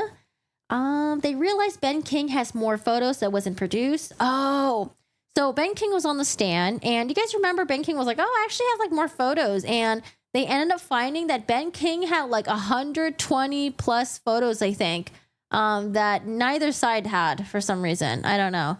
But remember how they were able to go through all the pictures and stuff, and it showed the bottles, it showed like the blood and everything, and bottles that were there or weren't there, and pieces and all that stuff. So Elaine says, Your Honor, there are 2 court orders requiring them to produce all the photos. They did not produce those. I would like to get over to the court to order Mr. King to turn them over. Your Honor, okay. If we're not, we're asking for spoliation instruction. I just want to give the court that. Samuel Moniz, first of all, Your Honor, this is obviously not someone who's employed by Mr. Depp. Judge Penny, understand. The question is, are those photos in your custody? Samuel Moniz, they're not in our custody, possession, or control. We have no objection to him turning. Judge Penny, well, let's get them before he leaves. Get everything that's on his phone and we'll turn it all over. Samuel Moniz, those are after the close of discovery, obviously, but I mean, if he has the photos that he hasn't produced, then yeah, that's fine. Judge Penny, sure. Why don't you get them tonight, turn them over to Miss Bretterhoff so she can have them, and he's subject to recall. So if we need to call him back at any time, we can call him back. I'll give you leeway to have questions, obviously. You can waive it today. Mr. Moniz, just as a point of clarification, Your Honor, this is not a witness to, it is a UK resident not subject to subpoena. Judge Penny, I know, but he said he handed over 10 to 20 photos. It may be prior counsel, I don't know, but still, this resolves that issue. I think we can take care of it from there, okay?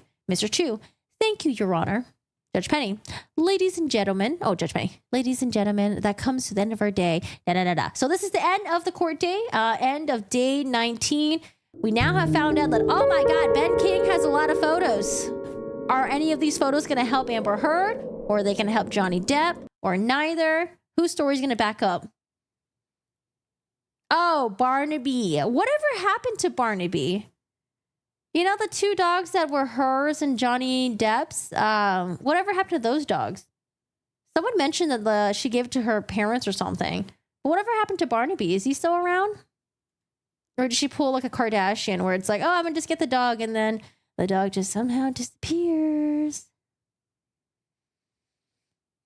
Unfortunately, she's actually pretty smart to gather information like that. Crazy, crazy, smart, and scary. Well, the funny thing was, or the ironic part was, all the information that she gathered, you know, all the evidence and stuff, it ended up backfiring on her severely. Bubba was adopted by the housekeeper, I think. What was her name again? Not the housekeeper, but I think she was Maggie's assistant and would help around with the house and everything. Blanca. Yeah, I think Bubba was adopted by Blanca. Oh, yeah, that's true. Johnny threw them out the window. Oh, yeah, I completely forgot about that. All right, let me use the restroom really quick. What? They can't be in a fighting ring. They're like little tiny dogs.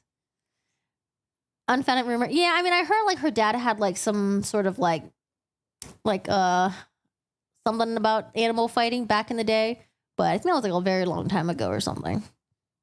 And back because she was delusional. It was in her purse with some bag when she was upstairs, clopping around the loud shoes. When she said her feet were all sliced up from being attacked. Let me use the restroom real quick. Guys, get up. Use the restroom. Stretch. Back in 2 minutes.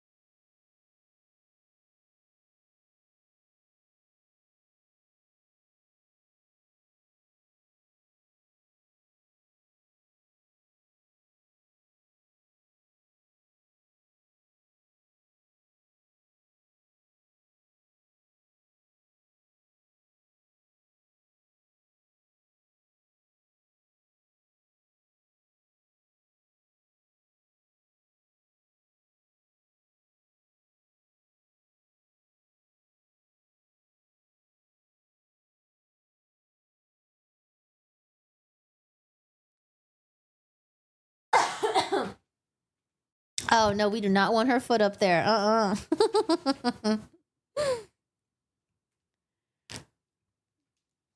remember Ben and JD's face were so surprised too. That was an epic one. It was a classic moment in time, wanting so bad to step on her own feet. Where's the Muffin Man? Coming right up. You want blueberry? You want chocolate? And those are the only 2 choices, because if you say raisin, that's gross. Oh, no.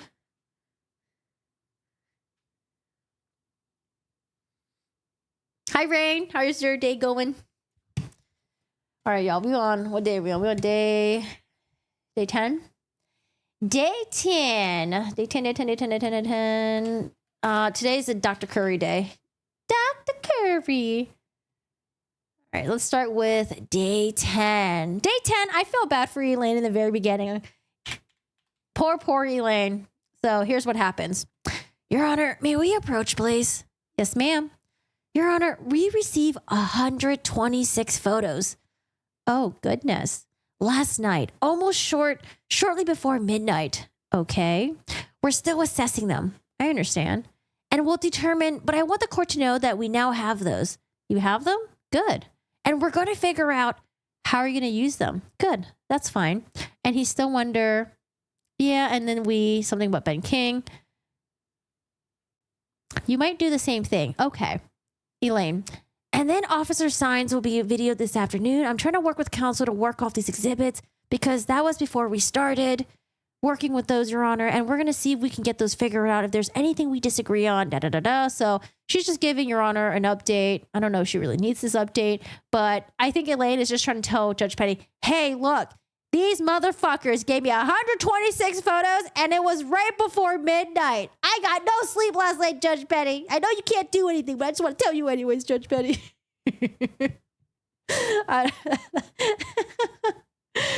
Okay. The biggest turning point, pledge/donate, my dog stepped on the bee. What?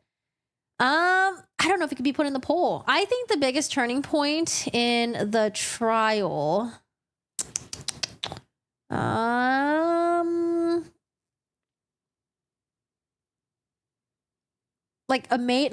there was some blip, there were some good ones, like when Johnny Depp testified, when Shannon Curry testified, when ACLU guy testified and showed all the internal emails.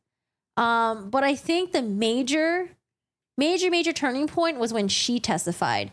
Because it wasn't until that she testified that I was like, hey, she could probably still turn this around. Like, she'll probably go up there. Their team will, present their part of the story. And she could probably turn this around and let's see how it goes, right? But, dude, the moment she went up there and testified, that's when the whole thing just bombshelled. Yeah, it was just bad. I think listening to her direct, it was just like,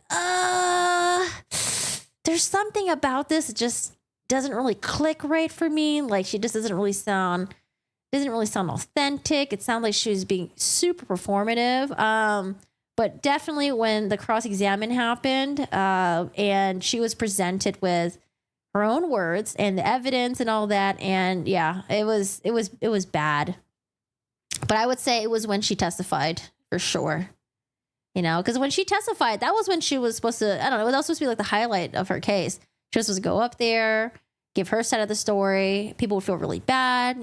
She's like a battered woman, had to go through 6 years of battling it out with her ex-husband and stuff like that. But when she went up there, it was just like, ooh, there's something about her that just seems really inauthentic. Yeah. I felt like she went up there and was just putting up a really bad play. There were some parts where I was like, okay, she might be telling the truth here. But a lot of it just seemed very overly dramatized. I think when she had it practiced in her head, maybe it sounded good and it looked good. But when she tried to convey it, it was just, I don't know, it was just like, I don't know, it just didn't feel authentic. And I'm not saying that like when you're someone who's testifying the stand, you have to be the best actor or actress of your life. There are people who have nothing to do with the entertainment industry and they are true victims and they go out there, up there on the witness stand. And yeah, they sound very fucking genuine. They're up there, they're crying. You can tell that they're really broken up. They're hurt. And the way they say their story, it just sounds fucking real. Like as if like you can actually feel their hurt. You can actually feel, their hurt and their pain. But yeah, it just, I don't know, just her being up there was just weird. But I will say though, I think a lot of people wanted to believe her. I think a lot of people wanted to believe her. I think a lot of people wanted to give her the benefit of the doubt. And when she went up there, she completely just bombed. She just bombed. Fucking bombed. Amber's trouble was that she was acting. Yeah. Yep. I think it's really hard to like acting is different than going up there and testifying. Because acting, you're given the script that you're following. You're following the script. But when you're going up there and you're talking about your own personal life, when you're going up there talking about, the things that's happened to you, and especially when you're getting cross-examined, the cross-examination is not in a script. That's something you can't practice. You can practice maybe with your lawyer. They can try to get ahead of it and, go back and forth with you with what questions that you might be potentially asked. But, maybe the lawyers didn't do a good job at doing a cross-examination on her. Maybe they didn't ask her the hard questions. Or maybe she did bomb it and the lawyers were too scared to tell her that, like, hey, you're doing really bad in cross-examination. I don't know. I just don't know. Like, she just did really, really, really bad. But yeah, acting is very different than going up there on the witness stand. She wrote her own script and it's like, yeah, I don't know. Yeesh. All right, with Ben King. So Ben King is no longer in the stand. We have Dr. Curry. Dr. Curry and Elaine wants to get her grubby little hands on them muffins. So Dr. Curry is now on the stand. She met with Amber Heard. Now remember, Dr. Curry met with Amber Heard to do the assessment. No one met with Johnny Depp. Dr. Spiegel never met with Johnny Depp, but Dr. Curry did meet with Amber Heard. And we're going to talk about Dr. Curry's husband's muffins and, maybe Elaine, she's still drooling over the muffins. Poor Elaine, the whole muffin thing. Oh, man. Oh, yeah. All right. Well, now let's see. So right now oh, wait, I forgot. Oh, was Dr. Curry being direct examined by Mr. Dennison? Oh, he was. All right. We got Wayne Dennison here. Your Honor, I'm going to ask her about the other parts of her review, led her to make the borderline diagnosis, and among the issues that the witness will testify is that Ms. Heard made self-report of arrest. Wayne Dennison is trying to get these arrested. I don't know if it's arrests. Is it plural? I think she only got arrested once, right? Well, actually, no, she did get arrested for, it looked like a vehicular related thing. But anyways, and the issue was raised previously in motions in limine. I did not want to raise it in front of the court until I talked with you about it. Ms. Bredehoff, Your Honor, Ms. Heard arrest charges were dropped in 2000. Judge Penny, I think it's highly prejudicial, so I'm not going to allow that. Do you think you can do that without informing your witness not to? Mr. Dennison, yeah, okay, thank you. So Dennison wants to bring up the arrests that Amber Heard had in her past. Judge Penny says no, not going to allow that. That's a win for Amber Heard.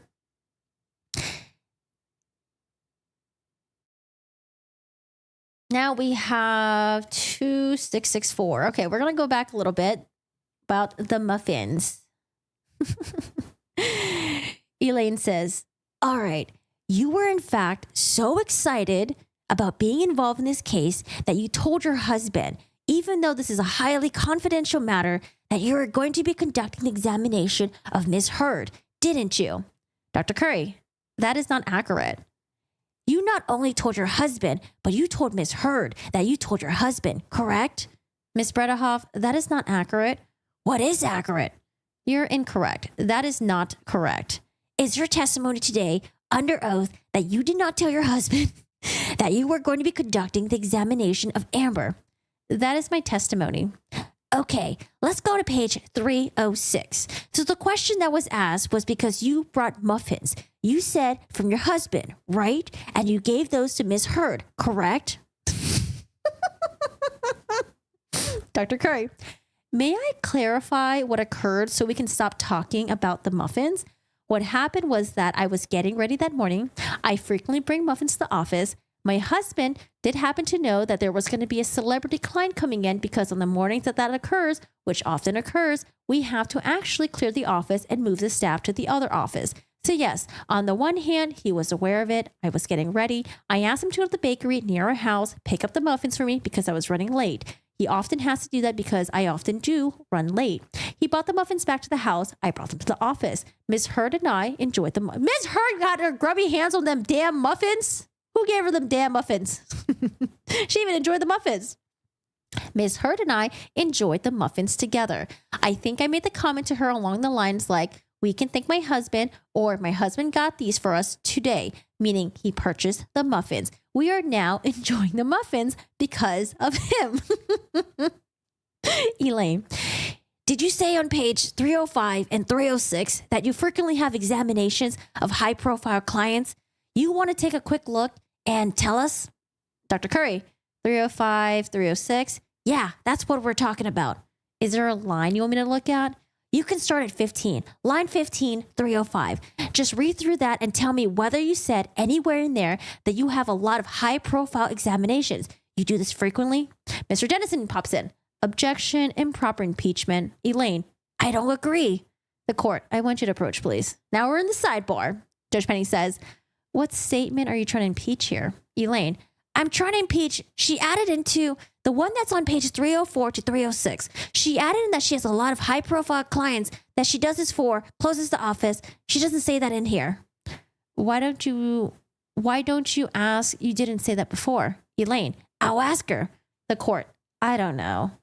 Elaine, it starts on page 305 and then her answer's on 306. She doesn't say there that there's a lot of she does say there that she sees a lot of high profile clients. She added in there. She added that she has many high profile clients. So Elaine's just repeating herself. And I don't know. I feel like Judge Penny doesn't like when people repeat themselves because Judge Penny, she's like, you know what? You only need to say it once. I got you. I got it. Okay. You don't need to repeat yourself. But Elaine's the type of person who will probably repeat herself over and over again until she hopefully gets her way. Mr. Dennison. The way to answer the question exactly the way opposing counsel suggests. If she wants to ask the question about whether you said that before, Elaine, Judge Penny, you mentioned that. Elaine, I will. Judge Penny, okay. So now Elaine goes back. So why did your husband get the muffins for Amber Heard? Dr. Curry, he did not get the muffins for Amber Heard. Okay. He knew you had a high-profile client and you're preparing for a very long time, and you asked him to pick up the muffins. I asked him to pick up the muffins for me, yes. Okay, now would you agree that domestic abuse can be verbal? Absolutely, yes. So thank God at this point, Elaine pivots and stops asking about the muffin because she's probably like, okay, where am I going with the muffins? You know what? Let me just pivot and make it seem really smooth so they don't make fun of me and Amber Heard doesn't get mad at me. So muffins. Getting past that. Sidebar number 3. Elaine asks a horrible question. Dennison couldn't follow. Oh, but then Elaine withdraws. Okay, poor Dennison. Dennison's... All right, what's the question that Elaine decides to ask? Elaine says, Okay, and he also testified that he did not diagnose Amber with borderline personality disorder. Do you recall that testimony? He also testified that he doesn't use diagnosis. But yes, I do recall that, says Dr. Curry. And do you recall that it was in those words were in his notes, but he said he had written that down, but then he discounted it and then determined that that was not correct for her? Dennison, objection, Your Honor. The court says, do you want to approach? The court says, yes, sir. Mr. Dennison, so many elements to that question that I couldn't follow it. Elaine, I'll withdraw that one. Judge Penny, okay. Poor Dennison is like, what the fuck is Elaine saying? What is she trying to say? Sidebar number 5. What if any? Dennison is good too. I like Dennison. Dennison, the Grand Wizard. Oh wait, no, what did you guys say again? Who was the Grand Wizard? You gotta do a sassier voice for Dennison. Oh, Dr. Curry. I do have a picture of Dr. Curry. I'm sorry. I forgot to change it. All right, Mr. Ben King, you are gone. And this is Dr. Curry and Elaine giving her a headache. I'm sorry. It's right here. See Dr. Curry's face? She's like, what the fuck are you going on about, Elaine? The muffins! The muffins, Dr. Curry! The muffins! Why did your husband bring the muffins? Okay, she's right there. Love you, Elaine. All right, sidebar number 5. Elaine crossed with Dr. Curry, confused what Elaine is trying to do. All right, there's some confusion here. Let's see, what are they talking about? So Elaine asks, okay, you cannot testify whether Amber Heard suffered any emotional distress as a result of the defamatory comments that she has alleged Mr. Waldman made through Mr. Waldman, correct? Dr. Curry, what I can testify is that there was no indication of a decline in psychological functioning, showing any injury since she's been with Mr. Depp. Elaine, You cannot testify one way or the other on that, correct? Your Honor, may we approach? Now we're in the sidebar. Your Honor, she was specifying prohibited from... Your Honor... Oh, wait, this is actually pretty funny. Your Honor... Your Honor, she was specifically prohibited from testifying to any emotional distress related to defamation. She was trying to throw in a little extra in there. Mr. Dennison, well, you asked the question directly. Elaine, I did because I wanted to establish that she can't. The court says, well, if you ask the question, though, I'm not... You're saying she's banned from answering, but then you ask the question. Elaine says, all right, I will clear it up then. I think she can't. The court, she can if you ask her the question, though. That's the problem. Elaine, I don't agree with that. She didn't give that opinion. Something.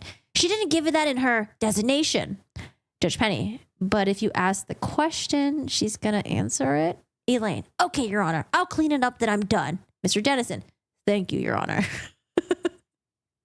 So Elaine asks Dr. Curry a question, but she's trying to make a point that Dr. Curry is not supposed to answer that question. But Dennison and Penny are like, but if you ask the question, she has to answer it. And she can't answer it. And Elaine's like, no, she can't. It's okay, Elaine. It's okay. I know you didn't get sleep. I feel bad for Elaine because I know she was waiting for those goddamn Australian photos to come in from Team Depp, and she didn't get it until before midnight. So Elaine definitely did not get any sleep. I'm sure none of them did, though. I feel like all of them probably slept at like 4 a.m. and had like 3-hour work days or something, which is unbearable. I don't know how attorneys do trial stuff, man. That's that's tough. And you got to be on your A game, man. All right, sidebar number 6, we got, well, after Dr. Curry's testimony, LAPD will testify. The lawyers are arguing about the photos with, the bruise on AH. Okay, so we have Samuel Moniz. So there's going to be just a couple of general disagreements that I think once you put rulings on, that will educate us on which way the court's going. There are a few LAPD documents like this. The judge, okay. These are basically LAPD forms, so we're not, let me back up. Officer Sines is the next deposition, right? She was one of the officers who came. These are like LAPD forms. This is something that was not provided to Ms. Heard. This is like more general LAPD procedures. Our view is that given that it wasn't, no report was made based on this, and it wasn't provided to her, it's not relevant. So we would suggest that documents like this don't come in. The other side disagreed. That's kind of the first. Judge Penny, were those shown to her at some point? Moniz, they were shown to her in the deposition. Those portions of the deposition testimonies are coming in. We don't think the document itself is relevant since it doesn't actually pertain to anything that the officer actually did. Judge Penny, I mean, why would the document come in? Ms. Bretterhoff breaks in. The document is because we're reading from it. The judge, I mean, you can read from it, I understand, but why does it actually come into evidence? It was never shown into her. Miss Elaine, it was shown to her. Samuel Moniz, it was never shown to Ms. Heard. Judge Penny, so it was never shown to Ms. Heard? Elaine, because it's their policies and procedures. Samuel Moniz, these are fact witnesses. These are fact witnesses. They're not testifying about general procedures. Judge Penny, I understand. You can obviously talk about it, I guess. That's in the deposition already, but it's not going to come into evidence. Elaine, okay. Samuel Moniz, okay, so that takes care of 787, 757, They're going to go through all this paperwork. Elaine, the next few, I'm showing her these pictures asking whether she sees injuries. She sees property damage. Judge Penny, okay. Elaine, they're not in yet because we haven't had our case. Of course, I will put this in our case. But after Amber, since we put everything together, but it won't make any sense to the jury unless we can show it and say, do you see an injury? Judge Penny, yep. Do you see damages? Okay. Do you consider part of something? And then there's more pictures. I mean, there are, go ahead. Samuel Moniz, I would just say, and this is just another general point, Your Honor, this is not, the witness had no knowledge of these photographs. These are just photographs that are being flushed up. Judge Penny, okay. Mr. Moniz, I mean, they can probably get these in. I'm sure, in the case through Ms. Heard, I don't see that it's appropriate to get these in through a witness that has no knowledge of the photos themselves. Judge Penny, Ms. Bretterhoff, if the witness was here live, like testifying, and you showed her these pictures on the witness stand and she was like, I did not see it, I don't recognize these. Why would they come in at that point? Elaine, no, but she didn't say, I didn't. Samuel Moniz, she wasn't even asked that question. Elaine, no, she was asked, do you see any injuries? And then the thing to remember is that the time frame, she's there. Mr. Chu, there's still foundation on all. Mr. Moniz, and the metadata is another issue. The court, I think they're going to be coming in eventually. I just don't think, what's the foundation here? Elaine, could we just put Ms. Hurd on the stand outside the presence of the jury just to lay the foundation? Mr. Moniz, it doesn't lay any foundation for using with this witness. I mean, she could put it on for her case, but Mr. Rottenborn, I think the problem is given that the court, the sequence of everything. I understand. Mr. Rottenborn, something, something, planning to, something, something, just one time. That makes a little something, something. We were breaking it up and we're putting it as part of our case. Elaine, after we put Mr. Rottenborn, so we can put something, something, the jury to be Samuel Moniz. That doesn't alter the fact that there's a foundation for using these photographs of the witness. I mean, she can't define as to there is, I apologize. I was going to say another issue with the metadata. The metadata testimony has been stricken out of the transcript. I mean, even if the photos were to come in, I don't think it should because, again, the witness hasn't seen this photograph or the witness has no knowledge of the photograph. She just can't be shown a series of photographs that she can't testify to. So I think the picture that they're talking about was, do you remember there's a picture of Amber Heard from the May incident where she had like, her face looked a little bit bruised, but then we found another version in that picture where her face just looked kind of red. And it looked like that she took her original photo and maybe like bumped up the saturation, maybe bumped the contrast to make it look a little bit bruisey. But the original photo just looks like it was just like pinkish red, maybe from crying or something like that. I think that's the photo they might be talking about. Hi, hello, what's going on? Hi, LA. The court, you'd agreed that eventually it's coming to evidence in this case, correct? Samuel Moniz, I would presume that it will eventually come through Ms. Heard. The court, redact or not redacted, I mean, it's going to come in. Mr. Moniz, I would assume at some point it's coming in through Ms. Heard, but using it on this witness just seems inappropriate. Mr. Chu, this officer didn't see any marks. Elaine, it's credibility. It's all credibility of showing her these pictures. No, I don't see an injury. No, I don't see it. Something, something carpeting. No, I don't see it. You know what she's going to say? No, I don't see it. I don't see the damage. It's credibility. Credibility is huge. Huge. Judge Penny, well, I understand. And in closing arguments, I'm sure you're going to put these pictures up and say the officers didn't see anything on those photos. Samuel Moniz, I mean, Ms. Heard can testify as to the photos. She has an expert who can opine as to whether or not it's an injury. I don't see why she's using it with Mr. Rottenborn. To your point, Your Honor, that's exactly why the pictures need to be coming in now. Otherwise, the jury is not going to know what Officer Sanz is talking about. In closing, when the officer says she didn't see anything in these pictures, they're going to have no idea. Elaine, and they're not going to know which pictures. Mr. Moniz, they don't need to know from the officer. Ms. Heard can testify to the extent that she's able to testify this picture was taken this date. This is what I look like. And that's the way to get the testimony in, not by asking an officer in abstract. Do you see an injury on this photo that you've never seen before? Mr. Rottenborn, which we will be able to do this except these after Judge Penny. But this officer is the witness coming but this officer is their witness coming in their case. Elaine, she's our witness too. So we have a designated testimony. We have more designated testimony than they do. Samuel Moniz, I mean, it doesn't matter who designated more testimony. It doesn't make it appropriate for this witness. Ben Chu, she didn't see any of this. Mr. Moniz, I just don't see how you can raise that with this witness. Elaine, we didn't ask that question. We asked her if Judge Penny. Right, but I mean, it wouldn't have come into evidence with this witness in your case. It had already been in with the evidence with your client, is what they're saying. Elaine, then we would put it in front of us. The court, I understand, but I have to sustain your objection at this time. Benchu says, thank you. Judge Penny says you could bring it up again in closing arguments. Everyone says, thank you. Elaine says, so the incident we talked about comes in before? Mr. Moniz, I think that's the only exhibit. They're talking about exhibits for a little bit. Elaine says, can we put that on the screen? Mr. Moniz, we can do that for you. If I miss it because I'm working over there. Judge Penny, are there redactions that need to be done on it? Mr. Moniz, I think, well, can you make sure that we have the copy actually? Because I'm a little concerned. Elaine, I actually gave you that copy. I gave that this morning to you. Mr. Moniz, Did you give that electronically? Because I don't want to be publishing something with something unredacted that should be. Elaine, I'm almost certain, but I'm pretty sure we can get. Mr. Moniz, is it important to play this? And I'll defer to you on this, obviously. Is it important to play this? Understanding it's coming to evidence. Does it need to come to evidence during deposition? Elaine, I think it will be helpful because we're talking about the incident. The court, we'll just have to stop the deposition since it's not split. Mr. Moniz, understood. Can you, on the off chance that I miss it, can you just make sure to, Elaine, I'll tell you what. I'll tell you where it is.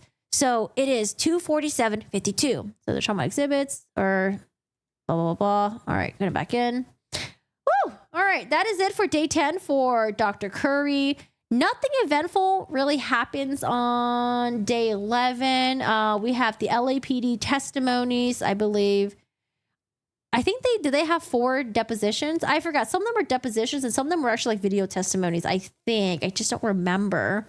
There was just a lot of sidebars discussing the exhibits, but we're going to fast forward to day 12. Day 12 is with Ed White, the business manager.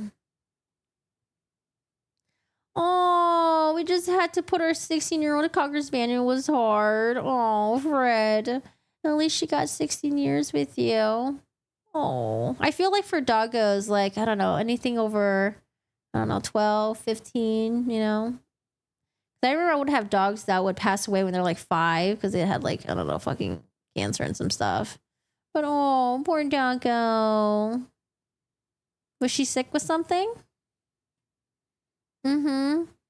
Yeah, we were just talking about pets earlier too. We had to put Stevie down about a month ago. Poor Stevie.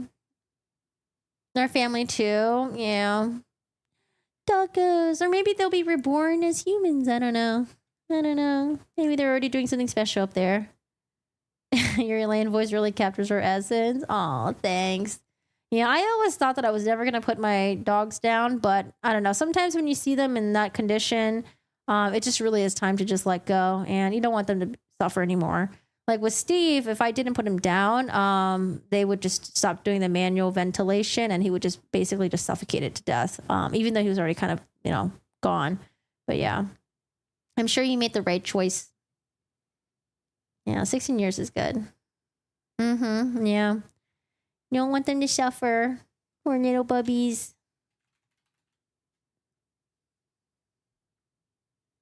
What's your favorite memory of your Cocker Spaniel? Let's see. This is day 12. All right, day 12 is where we start talking about the expensive wine bill that they say that Age incurred while she was in a relationship with a Johnny Depp. I'm going to zoom in a little bit. So now we have Ed White, the business manager. Ed White. Oh, this is Ed White. Oh, why is it zoom in like that? Ed White did really good on the stand.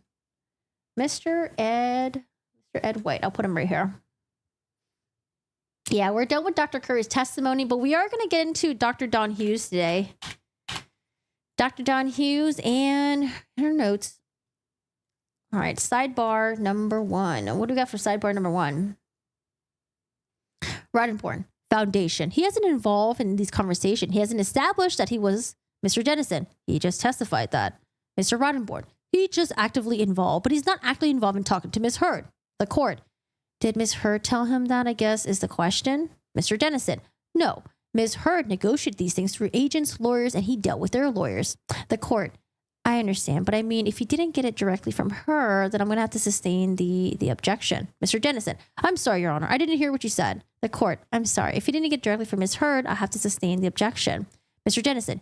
Even though the lawyers were involved? The court. Because he's not a lawyer, I mean, you can get into his understanding, but not the quotes of what she said. Oh, shit. I was supposed to skip this one. All right. Sorry. Here comes the wine part. Wine part. We have Roddenborn. We're doing a sidebar right now. Roddenborn says, what's the relevance? All right. Mr. Dennison. I'm laying a foundation. I'm going to tell you he paid the wine price. Judge Penny. What's the relevance? Mr. Dennison. There's some evidence in this case suggesting in this case that Mr. Depp was going through $30,000 a month in wine. And Judge Penny. Okay. And the direct evidence of that on Mr. Roddenborn. That's evidence from the court. That's all right. I'll overrule the objection. Mr. Dennison, thank you. So now we're in open court, and Dennison asked the business manager, I think where we left off is I asked you how you are familiar with 2020 wine merchants. And if that's not what I asked you, that's what I'm asking you now. Ed White answers, 2020 is a highly recognized purveyor of wine in Los Angeles along with other companies. Mr. Dennison, what involvement, if any, did you have with 2020? Ed White, I satisfied the liabilities that Mr. Depp incurred, which at the dissolve of the marriage was approximately $160,000. Mr. Dennison, do you continue to pay for Mr. Depp's wine bill? Mr. Ed, yes, I do. We pay all of his obligations, but his wine bill has shrunk to virtually zero because he does not consume that much in way of wine. He made a few gifts around Christmas time, but his wine bill has gone to virtually zero. Dennison asks, are you familiar with the Spanish wine known as Vega Sicilia? Ed White says, yes. How are you familiar with that? I know that's a very expensive wine, and that I know Miss Heard enjoyed drinking the wine. How much does it cost? The cost of the wine is approximately $500 a bottle. Were you ultimately charged with paying for the wine that was served on at the birthday party on April 21st, 2016? Ed White says, yes, I was. That was her birthday party that I think she had a birthday party and then she was pissed that Johnny Depp like showed up late or something. All right, sidebar number 3. Mega Pints all the way. Mega Pints all the way. Wait, what? There's an offshoot of dogs that originate from Japan. Forget their name. Akitas? Shibinu? They're supposed to be excellent with children and great guard dogs too. Maybe Akita then? Akita's like a huge dog. Huge doggo, I think. They're so cute. $30K. Oh, man. Yeah, must like that good old wine. I don't know. Wine at some point starts tasting like the same to me. I don't know. I used to like wine, but not really anymore. Wine's like meh. Okay, Ed White crossed by Ben Roddenborn. So what do we got in the sidebar? So now Ed White is being cross-examined by Ben Roddenborn. We have an objection. Mr. Dennison, I don't have any issue with him coming in, but I want to make sure they're appropriately redacted. The court, well, that's what he was going to say. Mr. Roddenborn, I wasn't even going to publish them. The court, he said he wasn't going to publish them. You guys work at the redactions. Mr. Dennison, we'll work it out, but we're talking about extraordinarily sensitive material. All right, so understood. Redactions. Sidebar number 6. Sidebar number 6. Now we have Malcolm Connolly, Bodyguard, direct examination by Samuel Moniz, and he's going to be testifying about JD's injury.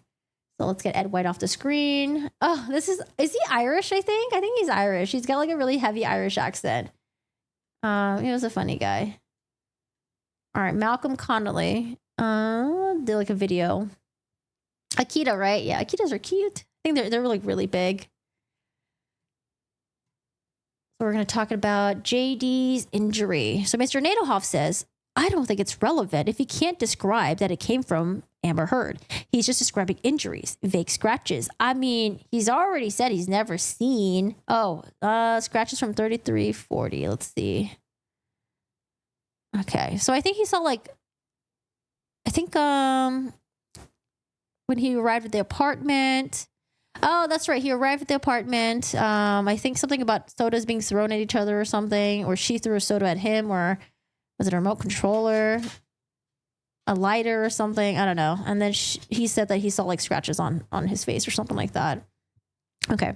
So Nadelhoff continues saying, I mean, he's already said he's never seen Miss Heard be physical. So now he's just going to describe just scratches.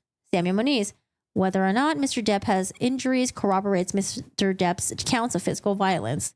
Mr. Nadelhoff, I think it outweighs. If there's no relevance, you can't. Mr. Moniz, it goes to domestic violence. I mean, it's Judge Penny. I'm going to allow it, but you can cross-examine on it, okay? Nadelhoff, okay. So they're going to let him talk about the injuries that he had. Sidebar number 7. We're going to talk about the train photos. You guys remember the train photos? Oh, man. There was like pictures on the train where it looked like... Oh, I'm trying to remember. There was a picture on the train. Oh, yeah, that's right. There was a picture on the train where they were doing like the Southeast Asian tour, I think, and they took this train. Was it like in Singapore? And apparently, they said that they got in a fight, and then they said that Amber Heard punched Johnny Depp in the eye, and he had like a black eye or something. And the picture that was taken, you could see like a little bit of darkness in his eyes. I think that's the picture they're talking about, the train incident. I remember Emily was horrified at the notes on the stand with Hughes. What did she say specifically? About the pee-pee? Oh, bye, John. Have a good one. Have a good one. All right, sidebar number 7, train photos. Mr. Nadelhoff, there's no foundation for the photo, just like yesterday's photo as a police officer.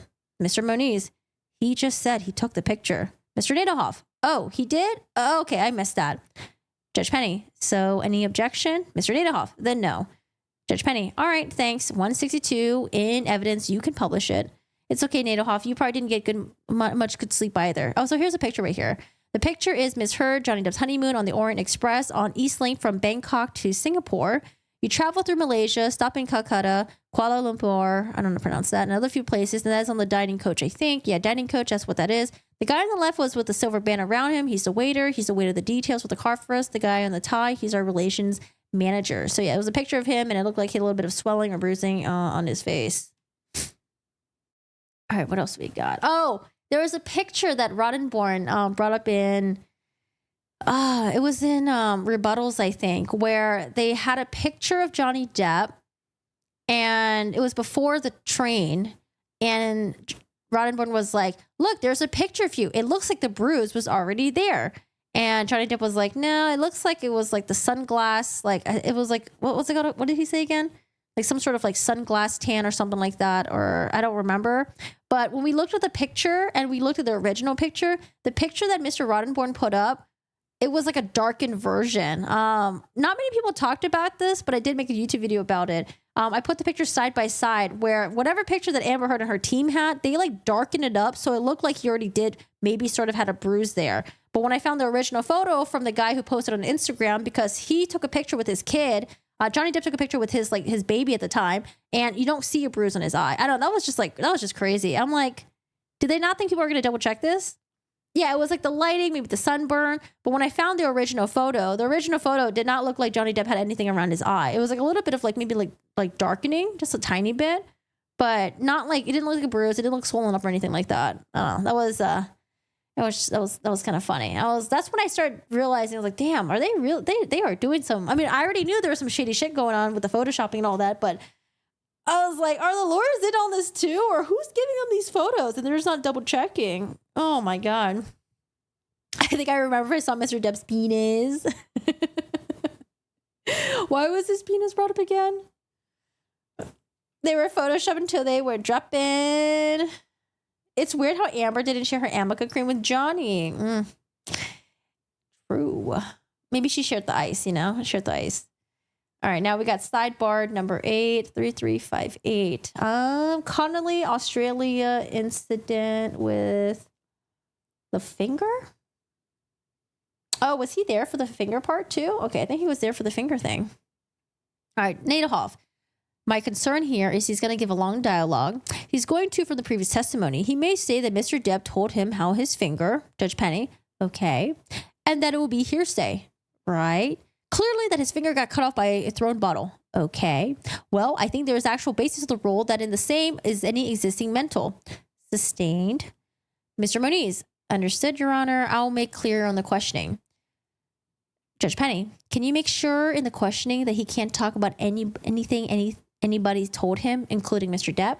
Mr. Moniz, except Ms. Heard, of course. The court, except Ms. Heard. Yes, of course. All right, some clarification. Now, Mr. Connolly is going to be cross-examined by Mr. Nadelhoff. And at this point, the timeline that they're talking about is after the finger incident. Johnny Depp is at the hospital with his little finger, tip of his finger cut off, and we'll start at 14. Nadelhoff says, is it your testimony that Mr. Depp was coherent at the hospital? Answer, yes. Can you show the defendant's exhibit 370? I would like to just for you to look at something for a moment. Mr. Nadelhoff, I'm not publishing it. I just want to show him the document defendant's exhibit 370. Moniz, Your Honor, I'm going to object on the grounds of foundations. The witness is not copied on this document. Mr. Nadehoff, I'm going to ask him a question. I'm asking if it refreshes his recollection. That's all I'm going to ask him about it. I can use any document to refresh. Judge Penny, let's do a sidebar. All right, Judge Penny says, so what are we refreshing his recollection on? Mr. Nadehoff, he said he doesn't know coherent. He said he wasn't coherent at the hospital. He doesn't know. He doesn't know. Mr. Moniz, it's not proper. I mean, it's not his words. Mr. Nadehoff, I'm asking if I'm not trying to submit it into evidence. Judge Penny, I understand that. Mr. Moniz, but reading it into the record, Mr. Nadehoff, I wasn't going to read into the record. I was going to ask him if he was seeing this document reminded him that Mr. Depp was not coherent. It's either a yes or a no. Judge Penny, but he didn't write this, right? I just want to make sure. Nadehoff, no, he didn't write it. I'm just trying to get into evidence. I'm not trying to. Judge Penny, I understand. I'm going to sustain the objection. That's somebody else's word. He said he was coherent. Mr. Nadehoff, I'm sorry. The court, he said he was coherent, but it's just somebody else's words. It's not his words. Mr. Nadehoff, but you can use anything to refresh but you can use anything to refresh recollection. That's all I was going to do. Judge Penny, no, I'm not going to allow it. Mr. Nadehoff, thank you, Your Honor. Okay, all right, not allowed to use the document. Continue crossing with Nadehoff. We're talking about some hearsay docs. What do we got with hearsay docs? All right, Samuel Moniz, unless this is being used to impeach him somehow, I think it's hearsay. Mr. Nadehoff, I'm going to ask him questions about his statement. I can ask him questions about what he said. Mr. Moniz, but his prior words are hearsay. The court, and you can't. Mr. Nadehoff, no. But I can ask him questions about that. Judge Penny, is this the date you were talking about? June 16. Okay. So June 2016, that's after the... Judge Penny, well, after the divorce. Mr. Nadehoff, well, the relevance is that he's saying that Amber's done all these things left and right, and that but then he said he didn't want to be dragged into it, and he's calling her, she's been professional, never done anything. Judge Penny, well, he's testified to that. He said she's always been professional to me. Mr. Moniz, I don't think this is in front of me right now, but it doesn't seem appropriate to me for him to be using his prior words. I mean, it's hearsay. The court, I just don't understand the basis for it. He's already testified that she had nothing but she was only professional to him. That's basically what this is saying. Mr. Nadehoff, well, Your Honor, I think, okay, that's fine. Mr. Moniz, when you're done, may I take a look at it? Mr. Nadehoff, sure. Lots of talking over each other, and that's about it. So again, he goes to Mr. Connolly. He says, Mr. Connolly, you agree that Miss Heard's been nothing but respectful and professional to you, correct? And he says, absolutely. Thank you. Nothing further. All right. I'm not quite sure where we're going with that. But now we are moving on to day 13. Day 13. What do we got with day 13? Day 13. We got, Mr. Wiggum. Mr. Wiggum. EDB was horrified that an expert witness with her experience would think having notes on the stand was okay. It is a memory test, Dr. Hughes. That's why you get paid the big bucks. And it's not like she doesn't have trial experience. I think she probably has a lot of experience because she mentioned that. How many cases did she say that she did? They usually ask like, oh, how many other, how you were a paid expert in how many other cases? And they usually like give like a ballpark estimate. Because I think she does that. And then she also gives her opinions on like TV and stuff too, on interviews. You go to her website, she's been doing this for a very long time. So I thought it was really weird that she couldn't just memorize any of this. I don't know. I think she spent more time memorizing all the gossip drama and stuff. Dr. Hughes also sniped at Elaine too. And I thought that was highly, highly inappropriate.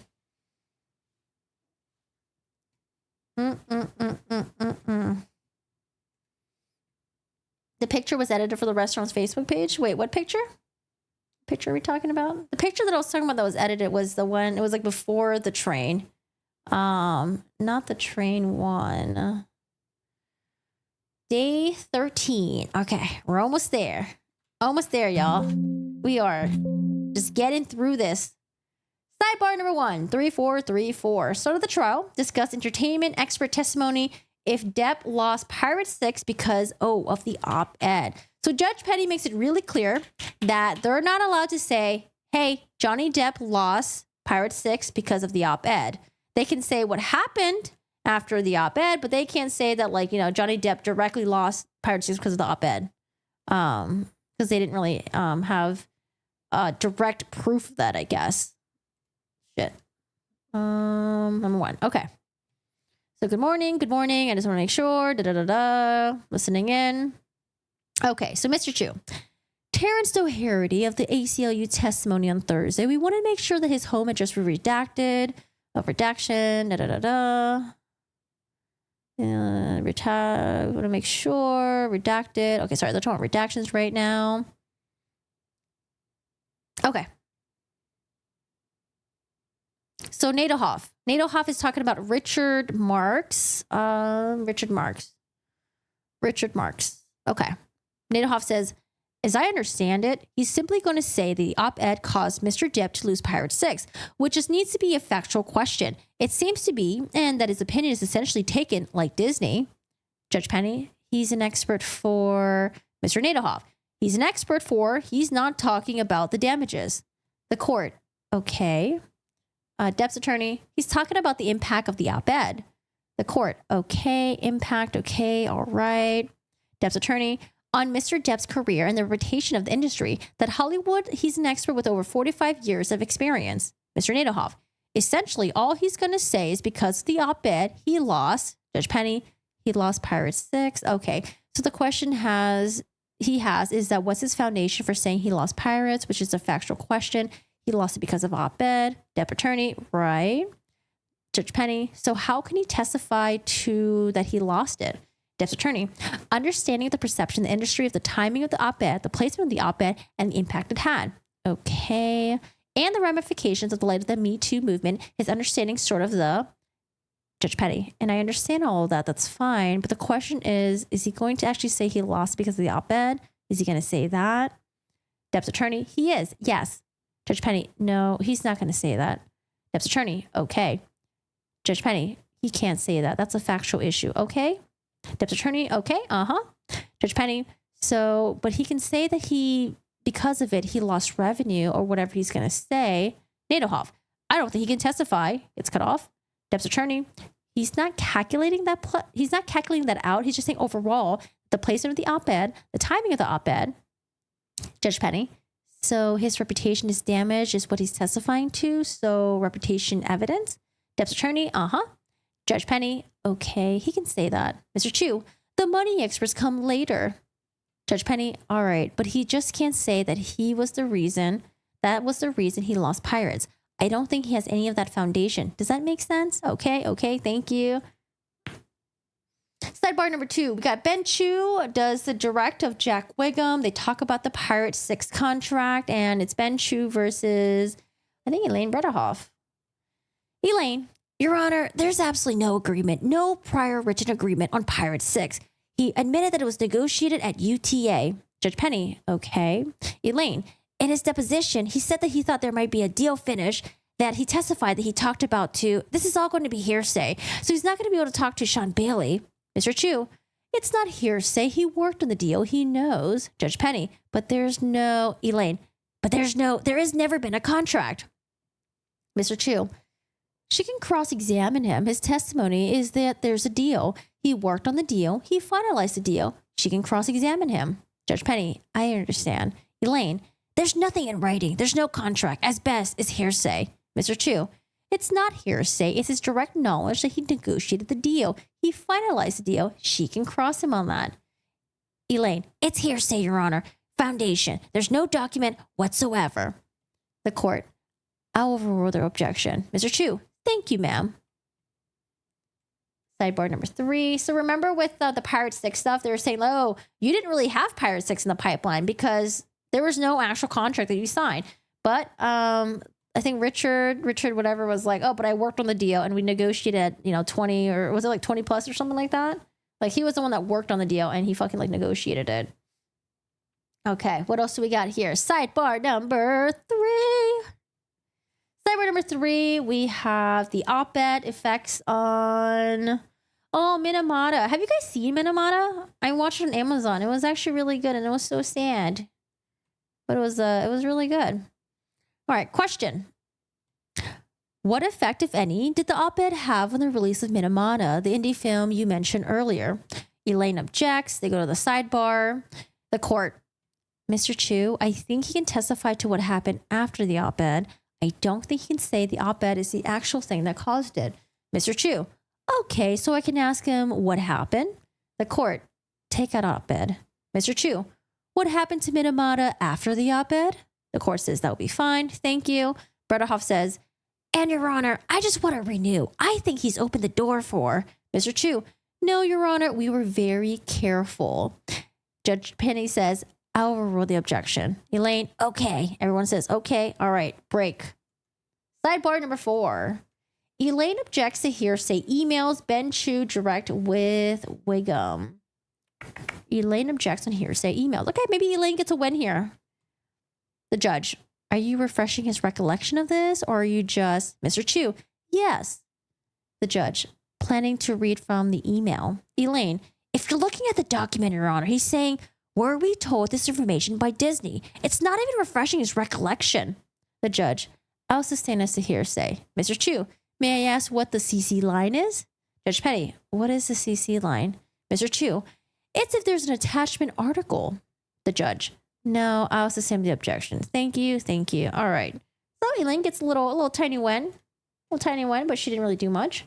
Elaine tries to get in the Sun article. Oh, the Sun article. All right, so this is the Sun article over here. This is Elaine doing her cross-examination of, I think, Richard Marks. I think that's his name. Oh, I don't think I have a picture of Richard. Do I? Do I have a picture of Richard? I don't think I do. No picture of Richard. Sorry, guys. No picture of Richard. She's trying, Your Honor. Oh, my precious. Okay, so Elaine tries to get this in. Elaine says, well, the title here is How Come J.K. Rowling Be Genuinely Happy Casting Wife-Beater Johnny Depp in the new Fantastic Beasts film? Mr. Chu, objection, Your Honor. Hearsay, Your Honor. Do you see that? The court, I'll allow it. Yes? Okay. Your Honor, I would like to move the admission of the exhibit. I think at this point, it's not offered to prove the matter asserted, but it's going to offer, he's going to testify in the comparison of the articles. He's going to testify to the impact of the op-ed. I think in fairness, we should be able to put this in able to be able to make the comparison. Mr. Chu, that's clearly hearsay, Your Honor. The court, I'll sustain the objection. Ms. Bredderhoff, not offered for to prove the case of the matter asserted, Your Honor. The court, I'll sustain the objection. Elaine, shut the fuck up. Elaine, okay. Question. Well, let's go to the third page. No, let's go to the fourth page. So I think it has A5. I think what I'm trying to get to, it says paragraph 7. Do you recall that it says in here, Mr. Chu, objection, hearsay, Your Honor, she's just trying to backdoor your ruling. Judge Penny, come here, you two. Sidebar. Judge Penny, I allowed the title just like I did for the other one for impeachment purposes. You said it was an op-ed impeachment. I get that. We're not getting to the actual guts of the article, just like the other ones, just like on theirs. Elaine, Your Honor, the op-ed is in. He testified, Your Honor. Right. And that compared to all the others, this is much more serious. This is much more serious and much more detailed, and that it's responsive. And then we have to be able to open the door. They completely open the door. The court, no, it is not. Mr. Chu, she's not even quoting it right. Elaine, I have to be able to open the door has been completely open and it's manifestly unfair. The court, no, it has not. And I'll sustain the objection. I'm not allowing to evidence and you're not to read from it. Title is for impeachment purposes. Mr. Chu, thank you, Your Honor. Ms. Bredderhoff, before you go, I plan on now asking you about the lawsuit and the trial and all that information, the publicity surrounding it. The court, right? The lawsuit that was in the UK trial? I'll sustain the objection. Mr. Chu, thank you, Your Honor. Oh, poor Elaine. Number 6. We have Judge Penny wondering where Elaine is going and can't mention the UK trial. I don't know where Elaine was going to at this point. I felt like Elaine was just asking questions, just to ask questions. 3544. Or maybe she thought it would be like a really good way to end her cross-examination. But I was kind of confused. Okay, so Elaine is still asking, same witness. She says, now, there was a trial in the UK. Was there not on Mr. Depp's claims of libel against Dan Wood in The Sun? Answer, I believe so. Question, and it was in the July of 2020, was it not? I don't remember the date actually. All right, but it lasted 3 weeks. Do you recall that? I don't, but I'll take your word for it. Do you recall there being an enormous amount of publicity surrounding the trial? Mr. Chu, objection, calls for speculation, lack of foundation. Question, he said he did. Thank you. The court overruled. Question, I'm sorry, Mr. Wiggum. You said you did recall that? Oh, no, this is Jack Wiggum. Jack Wiggum was like Johnny Depp's agent, I think. I think we're at a different witness right now. Mr. Chu, asked and answered. The court, I'll allow it. Answer, I remember there being press around it. Yes, ma'am. Okay, and in fact, do you recall that Mr. Depp gave testimony for 4 days? Answer, not specifically, I don't. Do you recall that Ms. Heard gave testimony for 4 days? I don't recall any specific memories of who testified, for how long, or any details within the case. Do you recall there being many witnesses testifying the case on that case? many witnesses? I think I'd revert to my answer just now. Okay, and the press that surrounded the case. Do you recall being focusing on things like Mr. Depp's drug and alcohol use? Answer, same answer. Do you recall there being video in the kitchen video being shown repeatedly? Mr. Chu, objection, Your Honor. May we approach the court? Sure. Sidebar time. Mr. Chu, he already said he knows nothing about it. The court, I understand, but it's cross-examination or direct examination where you said it was the implication of the op-ed. She's getting very close to the line. I think this is your last of your questions on this, right, Ms. Bredehoff? Ms. Bredehoff, I just have a few more on this. The court, not get anywhere near the judgment if that's the concern. Ms. Bredehoff, we're not going to the judgment, Your Honor. Mr. Chu, or anywhere near the judgment. The court, I'm not sure where you're going, but yes, we're staying away from the judgment. All right, Elaine. Right. Okay. So they're not allowed to touch the judgment from the UK. Make her sound more whiny. The whiny part is hard. That's gonna be hard. I'll try the next one. Okay, we have sidebar. Jack Wiggum is still being Jack Wiggum was crossed by who was Jack Wiggum crossed by? Nadelhoff? I'm a little bit confused which witness is which now.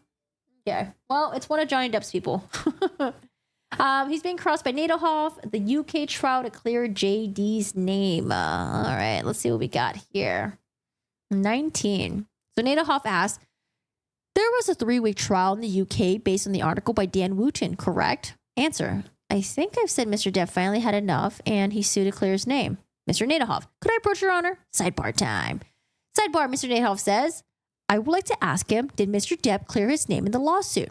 Judge Penny, your experts keep saying that he did the lawsuit to clear his name. Depp's lawyer, The court, the results of this is that he didn't clear his name. So his question is, can he ask, did it clear his name?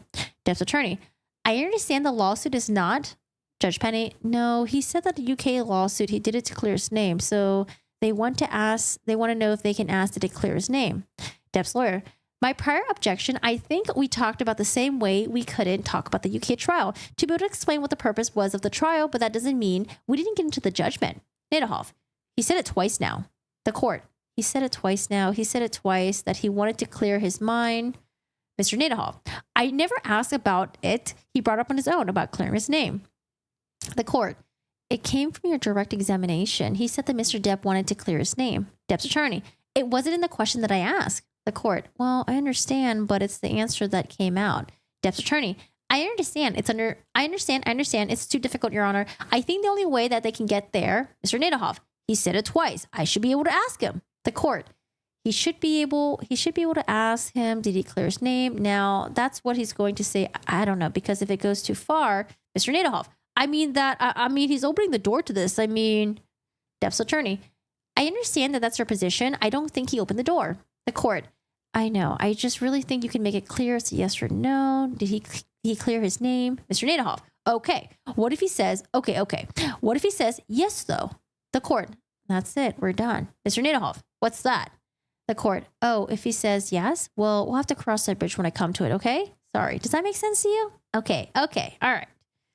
So he asks, Mr. Marks, you testified that in UK case, Mr. Depp was looking to clear his name, correct? Answer, that's my assumption. Yes. Question, and yes or no, did Mr. Depp clear his name to the lawsuit? Answer, I wasn't in the UK. I'm not going to opine on that. That's not what I've been engaged to talk about. Okay, that's it. Oh, here it is. Question, you don't know one way or another whether Mr. Depp cleared his name through the lawsuit. Objection. Objection, Your Honor, asked and answered. The court, I'll sustain the objection. Next question. All right, that's it for Mr. Nadehoff. Now we're getting into I think it's all Dr. Don Hughes. Yeah, Dr. Don Hughes. Hi, everyone. How are you doing today? Hi, Paul. All right, we're getting into Dr. Don Hughes now, and I think only Dr. Don Hughes. Wait, only Dr. Don Hughes? That's a lot of Dr. Don Hughes. Dr. Hughes. Did we spend a whole day on Dr. Hughes? I think so. I think it was direct cross-examination. Damn. Ooh, it must be hard to testify in the stand. Jesus, your butt cheeks must be hurting just from sitting up there. They're trying to bring it in so bad so they can get the jury to be like, oh my God, there was a UK trial? What? All right, now we got Dr. Donath Hughes. Dr. Donath Hughes. Day 14. This is going to be the last of the transcript that I'm going to read today. We'll continue on with the rest of Dr. Hughes and the rest tomorrow. And I think tomorrow we're also going to do Koberger's appearance in the trial as well. Just cover a little bit about that. Her cross started the next morning. Oh, was it? Okay, so was it all direct examination? Oh, man. You're cleaning? Cleaning is therapeutic. Okay, so at this point, the plaintiff's side, Johnny Depp's side, their side rests. So they rest, and now it's on Amber Heard's turn, Amber Heard's team's turn. Sorry about that. And I think initially they were going to call Amber Heard on the stand, but because Dr. Curry really set the tone of Amber's personality, talking about the narcissism, talking about, what was it again? Histrionic personality disorder or something like that. I completely forgot. But Dr. Curry did a really good job of going up there and setting the tone of Amber Heard. And so I think they brought Dr. Hughes up there before Amber Heard because they're hoping Dr. Hughes can go up there and fix what Dr. Curry said about Amber. But did she do a good job? Nope. I felt like it was a really horrible start. I think, I don't know. It kind of just really went downhill from there. It was just I don't know. I think it's because my expectations were just so high. Depp and his team had like excellent witnesses, excellent expert testimonies, and then when Amber and her team went, I was just like, what the hell is going on here? I don't know. I had such high expectations, and we're just being let down, I guess. So first witness is Dr. Don Hughes on the witness stand. Elaine is going to be doing the direct examination, and I don't know how Elaine did it because she does the direct examination of Dr. Hughes. And she does a direct examination of Amber Heard. That is a lot of work. I actually should keep a tally of like how many witnesses did each lawyer get. I wonder if Elaine was just glurping them all up. I don't know. That's a lot of witnesses to deal with. Sidebar number 3. Elaine wants to introduce erectile dysfunction. Okay. Elaine wants to bring in erectile dysfunction. All right. We're in the sidebar right now. Elaine says, so, Your Honor, one of the motions eliminate in this case is that the plaintiff's move was that we could not say erectile dysfunction. This expert, Don Hughes, is the expert that we're going to have. She's an expert in intimate partner violence. She's going to testify there are a number of occasions in which Mr. Depp, because he was unable to perform, became angry. The court, could you say that again? I'm sorry. Ms. Berderhoff. Mr. Depp, doing these acts of violence when he was unable to perform, would become angrier at Ms. Heard and would blame her, and that resulted in the escalated violence. I've told her that she can't use the word erectile dysfunction, but I recognize that we have an issue here. I mean, she's going to testify to that. Amber's going to testify to that. There are occasions of his drinking and his drugs that he could not perform. Then he would become more angry. Okay. And some of the times he would sexually assault her in a different manner because of it. Camille, Your Honor, this was already decided by you in the motions in limine. This is going backwards. You were clear that they were not to introduce any evidence about erectile dysfunction, how that made him more prone to use different objects or to be more cut off by Elaine. I don't think all that was argued in it, Your Honor. Camille, it was. The court, I'll look back in the motion in limine, but I can look back and then we can do that over lunch, look at it. Is that okay? Elaine, yeah, no. Then I'll just tell her when Your Honor rules. I mean, because we've got some way to segue, I mean, if they can't say it, they still have to get it past what happened next. Okay. So I don't know how to do that. And I guess All right, let me review my order, and then you can know right after we get back on 1:30. Is that okay? Okay. The court. Okay. And also, Mr. Roddenborn used on that last witness, Mr. Dennison used part of the graph of the bars. I'm just going to give that a number, okay? I was going to give it 1804 because da-da-da-da. Okay, talking about exhibits. So now we're going to follow up about erectile dysfunction. Does the judge allow it in? Was Elaine correct? Or was Camille Vasquez correct? Let's find out. The court. Okay, so I looked at my motion in limine, and what it says granted as to any evidence of erectile dysfunction is not relevant and highly prejudicial.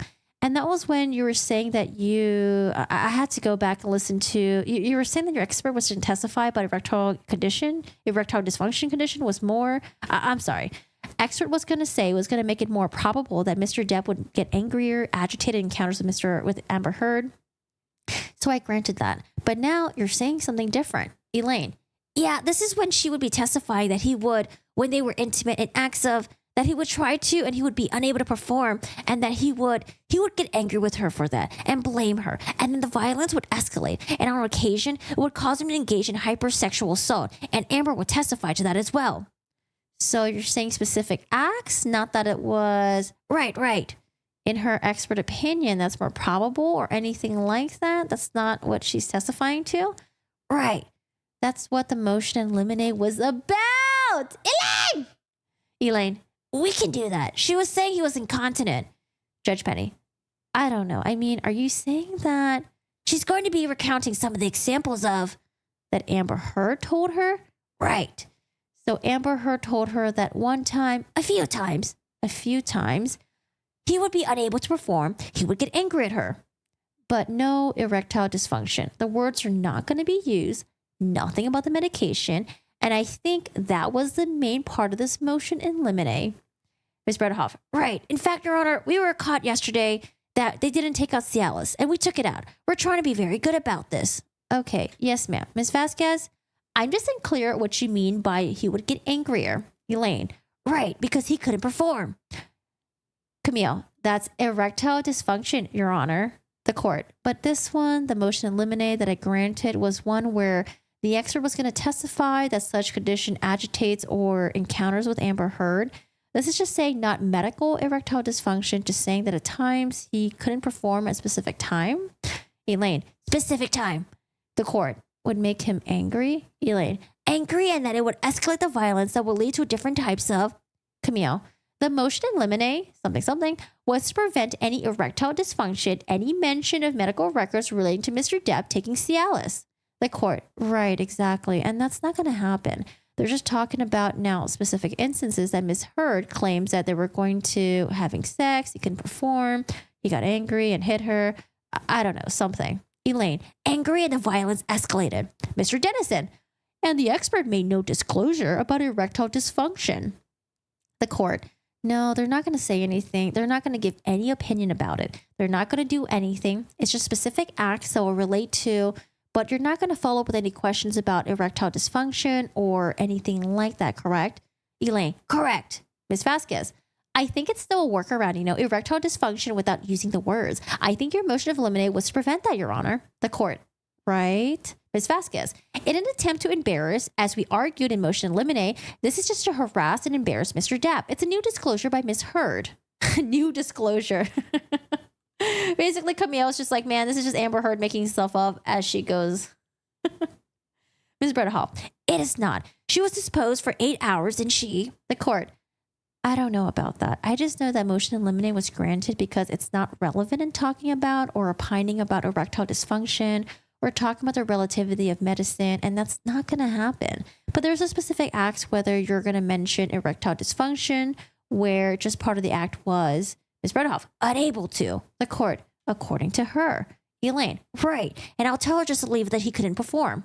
The court, yeah, exactly. Okay, all right. Elaine, thank you. Everyone says thank you.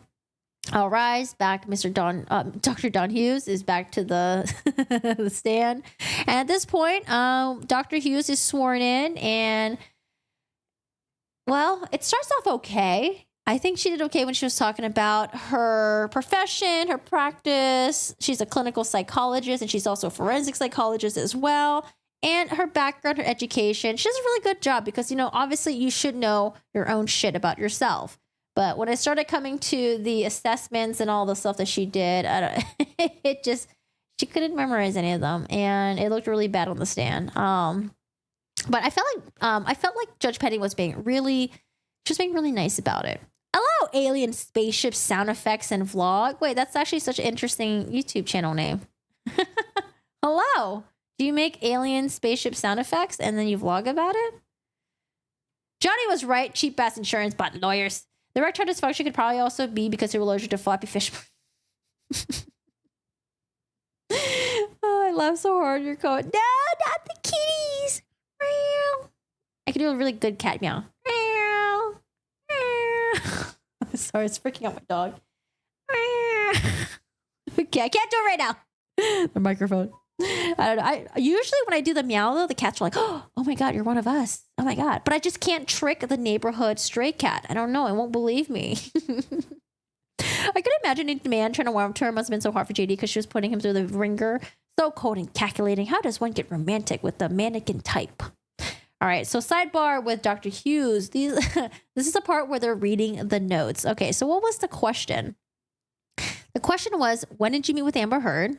Dr. Hughes, okay, so I met with Ms. Heard for a total of 29 hours. I met with her for the first time in September 2019.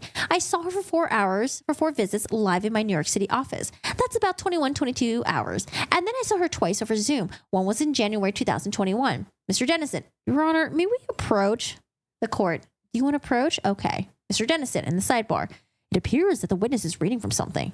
Elaine, she has her notes up there and she's perfectly able to. The court. Well, she shouldn't be reading from her notes, though, unless she's needing them to refresh in her memory. Ms. Bredehoff, I think she's looking down at the notes the days that she met with Amber. I mean, we can ask her. I'll ask her. The court. Ask her. Whatever she's reading from, you'll have the opportunity to look upon cross-examination. Mr. Dennison, I can look at the notes. The court. Oh, yeah, if she's looking at them, 100%. Mr. Dennison, thank you, Your Honor. Ms. Bredehoff, what she has there is everything she's turned over to them. The court. Well, you can look at whatever she has. Mr. Dennison, okay, thank you, Your Honor. Thank you. All right, so thank yous. Notes comes up again. I think at this point, Judge Penny is getting a little bit, I think she's noticing that Dr. Hughes is not really just refreshing her memory. She's just straight up reading the notes.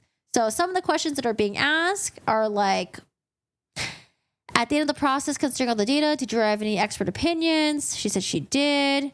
Can you tell us what your main opinions were? Oh my God. So she couldn't even memorize her main opinions?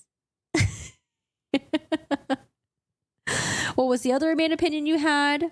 Did you arrive at any diagnostic conclusions? What were those? What, if any, etiology was associated with post-traumatic stress disorder? Now let's go back to the forensic evaluation. You mentioned you reviewed your documents. What documents did you review? It's a 4-page. She gets cut off. Dennison says, objection, Your Honor. The court. All right. Do you want to approach? Sidebar. Judge Penny says, she can't keep reviewing everything on the stand like this.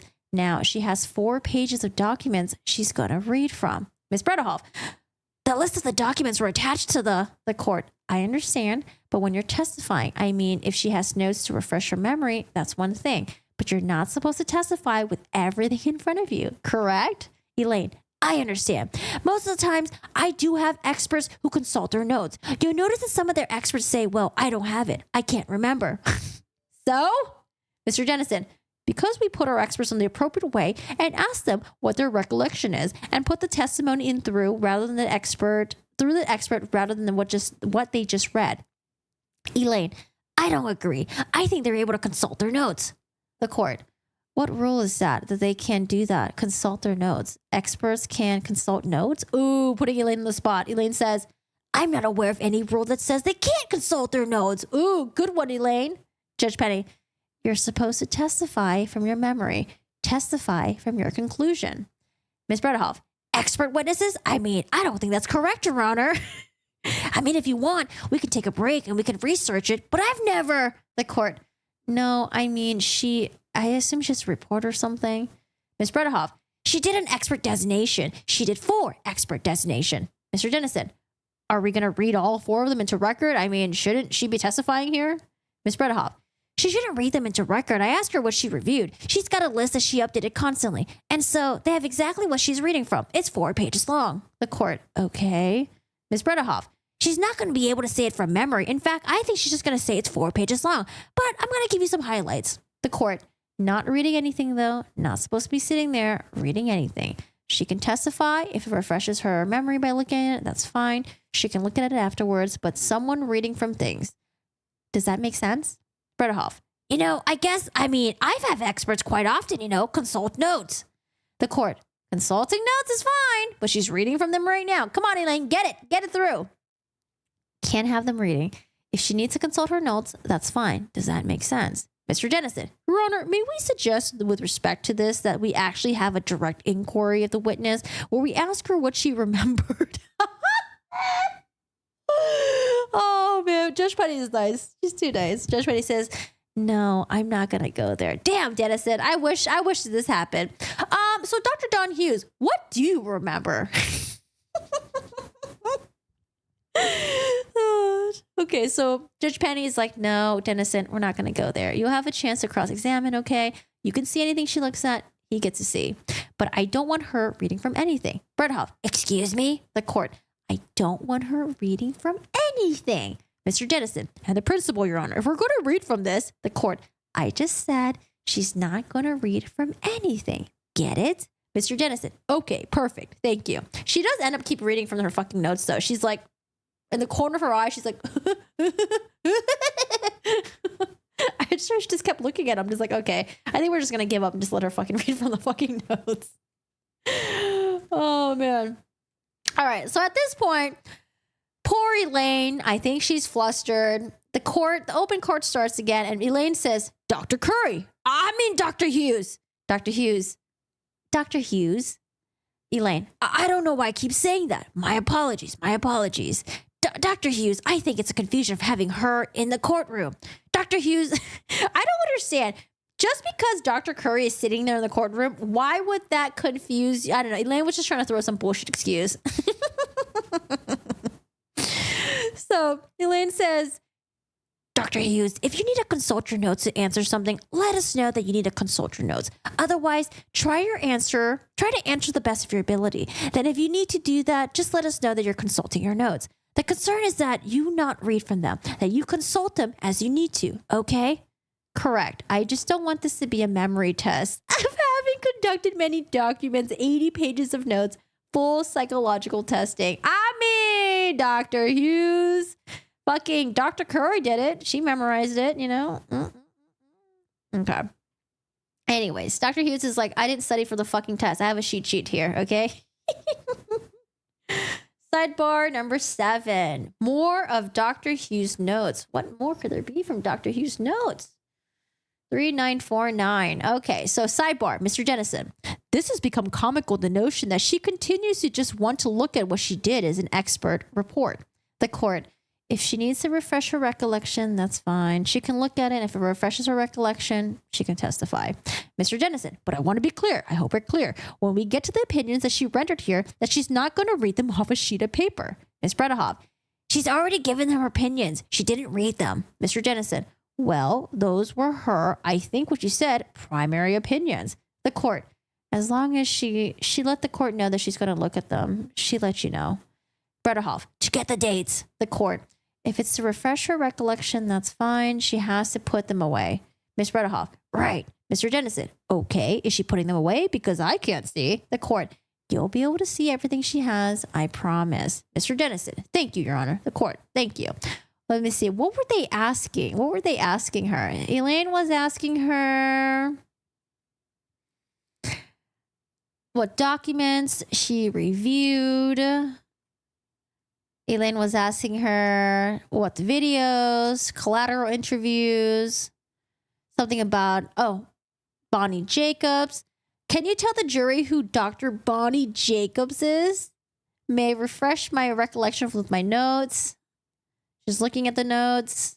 Can she look at them? That's fine. I think that part was maybe okay. She was like, can I look at my notes?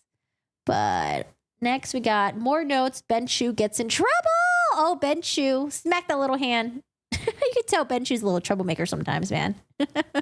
All right, so something about refreshing and recollection in the notes. Okay, so Elaine's asking, who is Paige Heard? Paige Heard is Amber Heard's mother. When did you speak to her? What happened to her? How many psychological assessments did she administer to Amber Heard? She said she administered 12. She said she's going to look at something. Oh, which one did you administer? Dr. Don Hughes is like, I don't remember. I'm going to look at my notes. I'm going to refer to my designation so that I don't forget anything, which is, I don't remember. I'm going to look at my notes. And then Elaine's like, you can't just read. You're not supposed to read from it, but you can refresh your recollection as you're speaking. Dr. Hughes says, so I can look up and refresh my recollection. And then now the court is like, okay, let's have a sidebar. This is ridiculous. The court, I really can't take these side comments. Ms. Bredehoff, I'm sorry. Mr. Jennison, she's just reading. Ms. Bredehoff, she's not reading. Mr. Chu, it's hearsay. I can get up there and read. The court, one lawyer per witness. Excuse me, Mr. Chu. Sit your ass down. Ms. Bredehoff, so if she's looking, she's got 12 tests. The court, I understand. If she wants to refresh her recollection, Ms. Bredehoff, okay, on what those are, but not to make any side comments to me, please. Ms. Bredehoff, okay, I appreciate that. May I approach her, Your Honor? The court, yes, could you? All right. Oh, so I think at this point, Dr. Don Hughes was looking at Judge Penny and was like, can I look at these? Can I look at these? And Judge Penny's like, don't ask me. Don't make any side comments to me, okay? You talk to Elaine. You go back and forth to Elaine. Elaine kept wishing Hughes would magically turn to Dr. Curry. Ben Chu got the powers of the alpacas on him. He's invincible. Who was blackmailing who? Blackmailing, she got some dough there too. I would think so. She's so pathetic. Her reading her notes is all like cheating on the test. Wonder if she did that to become a psychologist. Oh, I don't know. Maybe they had some take-home exams. All right. Sidebar. Are we done with the notes yet? Oh, this is when Elaine brings up the Depp people. The Depp people. I do feel bad for Dr. Hughes, though, because she does get a lot of hate. And I think they completely trashed her Google and like Yelp review page, which I think is like really fucking horrible. Don't do that. All right, so we're doing a sidebar right now. Dennison says, again, she doesn't talk about the diagnosis of personal disorder in any of the submissions, in any of her, the court. Okay. Bredehoff, she rebuted Dr. Curry's and she said it was PTSD. Right, she said that. But now he's saying she's getting to personality test, which was not part of her designation. Well, she's gone a little further than saying she did agree with it. She's now talking about what's there before and what's there now. I mean, she started right in on Elaine. No. She's not saying there's personality disorders. She's explaining why she didn't testify, why she didn't find Mr. Jennison. She's explaining, Elaine, personality disorders explain the difference between personality disorders and PTSD. The court. But she's saying she didn't find any personality disorders, which means that she tested for it is what that it comes out to mean to me. Elaine, I mean, let me get my notes. Okay, sure. Okay. Mr. Jennison, maybe we should just use the witnesses. Ms. Bredehoff, she's got all of her paperwork. Right, we already did that. So that's okay. Oh, actually, I can read. I have 2 packets. I can read. Oh, God. Ms. Bredehoff, the pretty extensive one. The court. Right. Mr. Jennison, but she testified under oath she did not make any personality disorder diagnosis. There's no rebuttal in here about personality disorders. Elaine, I think she did it in a deposition. Mr. Jennison, that's not what she testified to. We'll get to it. Ms. Bredehoff, and by the way, Dr. Curry didn't put in her report that she diagnosed personality disorders. She testified at the stand that she did. The court, I didn't have an objection. I can only deal with the objections that I get. Elaine, why didn't you object to it then? Oh, poor Elaine. She needs more sleep, I think. Elaine, okay, I'm just trying to do this. I'm trying to find it. This is such a long one, Your Honor. I understand. But she testified to PTSD. Right? She did not testify, and she testified to that, right? And she found PTSD, which rules out personality disorder. Mr. Jennison, she didn't testify to that, Your Honor. Elaine, but you don't have to. It's one or the other. The court, she testified that now, but now she's starting to get into Elaine. Why it wouldn't have been, why it needs to be. I mean, I can redirect her to why this meets the DSM-5 and why it does not meet personality disorder. The court, but she didn't test her for personality disorder, right? Elaine, can I ask that? Because I think, well, if it's not, the test would reflect she got 12 tests on her. And if there was personality disorder, it would show up in the test. Mr. Jennison. Mr. Jennison. Well, she would have to disclose it in her export report, which she failed to do so. The court. Does it say anywhere in here that she doesn't have personality disorder? I guess that's where it comes down to. Elaine. Your Honor, I'm looking. Okay. The discussion in the deposition was that Your Honor, I spent a lot of time with that thing over the last couple of days, says Dennison. The court. I'm sure you have. Ms. Bredehoff. I'm sure you have too. She said, what page? I'm on page 24. Okay. She talks about, I'm trying to find the words personality disorder. Okay. I don't see the word personality disorder. All right. You have whatever you have. Now, we need to move on. Whatever is your designation is what we're working with, right? Okay, Your Honor.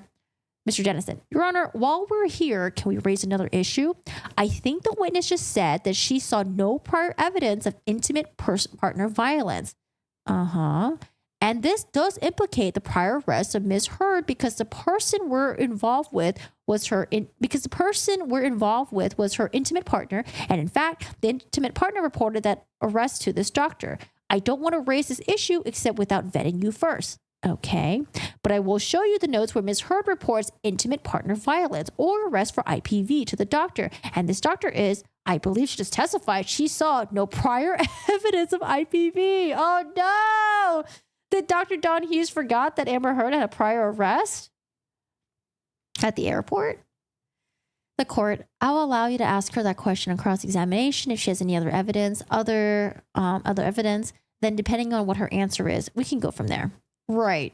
So we're not going to bring the arrest in right now, but he can ask, did you say on cross, did you say on direct that you saw no previous intra-partner violence? Just yes or no. Does that make sense? Ms. Bredehoff, yes, except for that arrest. They didn't follow through with it. I understand. That doesn't mean that she didn't commit it. Doesn't mean that she committed because the arrest, they dropped the charges. Right, which is a rebuttal for you. Redirect for you, if it comes down to that. The problem is she just said that there's no intra-partner violence before Mr. Depp, and now he's saying in cross-examination, don't I have a right to say, well, didn't she self-report on the arrest? Something like that. I'm not exactly going to go there yet because I'm not sure that's exactly what she said.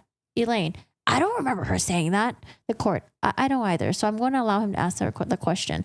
Just the one question, nothing about the arrest, and then depending on the answer, you approach, okay? Does that make sense? Elaine, yeah, one more. I got a note passed to me that there's been a flood of media reports out there trying to be critical of Dr. Hughes on the stand. Sounds like it might be from the Depp people. Wait, it's from media reports? Oh, I thought it was people who were just hating on Dr. Hughes' page or something. It's from the Depp people.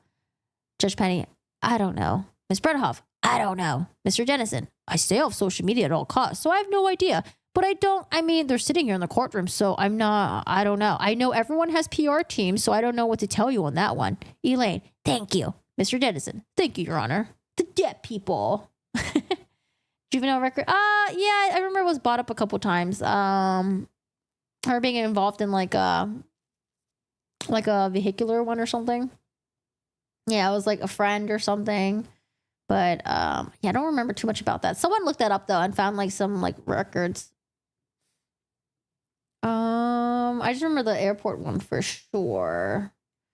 11. Sidebar number 11. Dr. Hughes was able to recite gossip from memory, but not from her own psych reports and assessments. Oh yeah, this is interesting. So this is the part where she was talking about. All right, so Dr. Hughes was like, so, for example, the Boston plane incident, I have to do it without looking. May 24th, 2014. Probably because she memorized all this and not the other stuff that was important. This is the incident where Ms. Heard and Mr. Depp were going to fly back to LA and spend the weekend together. They were shooting at different sites. Ms. Heard was on the plane waiting for Mr. Depp to come in on the tarmac. He's reportedly sitting there in the SUV smoking weed and drinking. She's filming with James Franco. At this point, she gets on the plane and he starts talking with James Franco. Making a lot of derogatory comments about her. And, I hope you had fun, weird escapades, some more inflammatory language. And then in an argument when she gets to leave, he kicked her in the back and she went forward on the plane to the front of the plane because he sat in the back of the plane. So I look at this And I look at what is this corresponding data to? It's a therapy note, several notes in Bonnie Jacobs' records to talk to Mr. Depp's increasing use of alcohol and his obsessive jealousy around James Franco before this Boston plane incident. After the incident, Miss Hurd told her friend Io. She told Savannah. She then told her friend Rocky. Miss Hurd did not feel comfortable. She was afraid to go home. So he went to the hotel when Johnny was in the States. He wouldn't often show up because he was still in the drinking phase. He talked about that and the Roxy coding. So at this point, when Dr. Hughes was like able to recite all this from memory, I was like, bro, she just recited all like the gossip stuff. I felt like I was watching like Real Housewives or something. Aaron, it's not from the Depp people. It's from literally the whole world watching from being appalled by the testimony. I know. It's like, just because you called out Amber for her bullshit doesn't automatically make people Depp people. I don't know if most people were even fans of Johnny Depp's. I think they were just like, oh, Amber Heard, this bitch is lying. It's still record because she was, it was underage, right? Yeah, so this is Dr. Hughes. That's like, da-da-da-da-da-da-da. I got all the tea on their relationship, but I couldn't memorize my other shit. So we got a sidebar going on. Dennison says, she's going to convey collection hearsay with no foundation. Elaine, she's allowed to rely on hearsay. The court, she can rely on it, but she can't say it. She can rely on hearsay statements, but she can't. Any expert can get up there and say every hearsay statement there is. I mean, she can rely on it. Agreed? Elaine, but it's consistent with the court. She can say it's consistent, but she can't say what it is, the actual text itself. Elaine, can she characterize it? I mean, that's the whole point here. She's talking about consistent data. The court, I know, but an expert still cannot say hearsay statements into the trial. She can say that she's based in on those statements and she can talk, you know? I don't know what you mean by characterizing. Ms. Bredehoff, Your Honor, she can rely on hearsay. She's already said she can rely on hearsay. Ah, poor Judge Penny. The patience of Penny having to deal with Elaine. The court, for the third time, she can rely on it 100%. She can rely on it. It doesn't mean she can testify to every hearsay text between two people that's not a part of or Mr. Depp is not a part of. Ms. Bredehoff. And it's Mr. Deuters and Amber that she's relying on. The text he made to Amber, which he admitted, he said that Mr. Depp cried after he told him that he kicked her. I mean, that's supporting. She can rely on it. The data, supporting the data, but you still have to cover the hurdle of hearsay. I'm not. Okay, you can read it if you like. May I get mine? Sure. Which? We're on the expert ones. There you go. All right. So in civil cases, Virginia Code allows experts to rely on inadmissible material in forming their opinion, which I agree with you on. For cases discussing the extent to which an expert may rely on hearsay in forming his opinion, you can see here, reads the next line. Reliance upon hearsay by an expert in forming an opinion does not render that hearsay admissible on direct examination, regardless of whether the hearsay involves opinions or fact statements. Elaine. So what I read that into mean is that it doesn't get to mean, Elaine says, so what I read that to mean is that doesn't mean we can now get Mr. Deuter's text on direct. The court.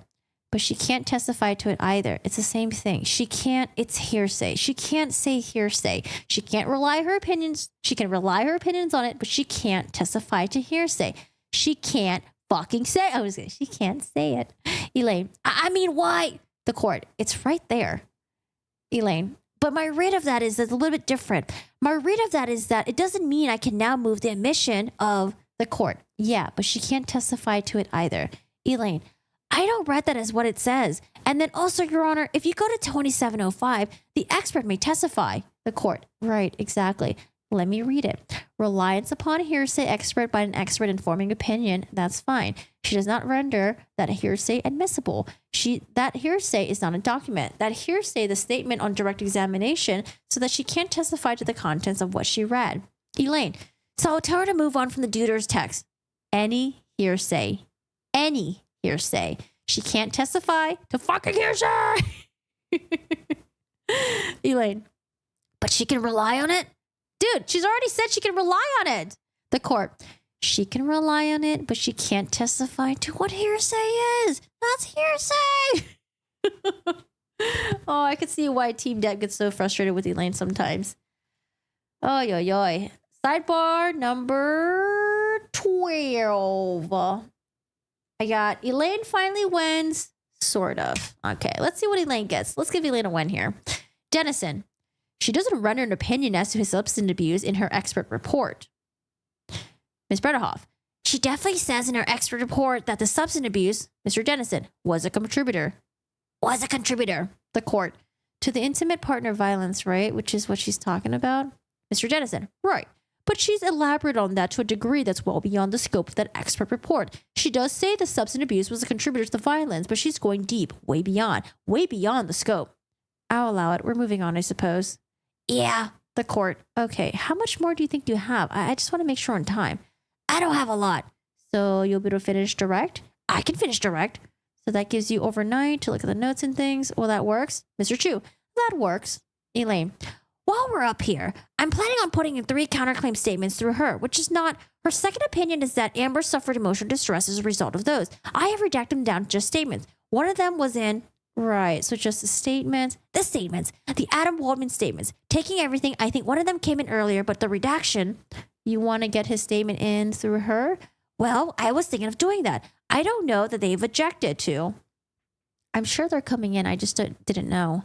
Mr. Dennison, what Mr. Waldman said, she's going to repeat. That's hearsay. Elaine, I wasn't going to have her to repeat it. I was just going to ask her because she was given his opinion. You know, Amber suffered emotional distress as a result of these statements. So I was going to put that to the statement in front of her and ask that. But I don't have to with this witness. The court. Oh, why don't we move on? Yeah, why don't we move on? Ms. Bredehoff. Okay, then I will just say, you know, are you familiar with the statements? The court. Right, that's in the designation. Ms. Bredehoff. Okay, thank you. Mr. Dennison. Thank you. So she kind of wins a little bit and then not really. All right, this is the last one for today. Last one. We'll be done with Elaine. Elaine, sidebar number 13. I think Judge Penny was confused with Elaine. And then something about Dr. Hughes, something on direct. I don't know what I wrote in my notes. Okay, let's see. Oh, this is, yeah. Elaine is, she a funny one. She a funny bunny. Okay, so Elaine says, why didn't Amber Heard leave the relationship sooner? Answer, well, I mean, Mr. Dennison. Objection, speculation, Your Honor. Have you formed, based on your experience, based on your 29 hours of clinical evaluations of Amber Heard, what is your understanding of why Amber Heard didn't leave the relationship earlier? Mr. Dennison, objection, beyond the scope of the disclosure. Elaine, it clearly is not. I mean, it's clearly in the disclosure. Point to where you say it's not. The court, point to where you say it's not? Come forward. Sidebar time.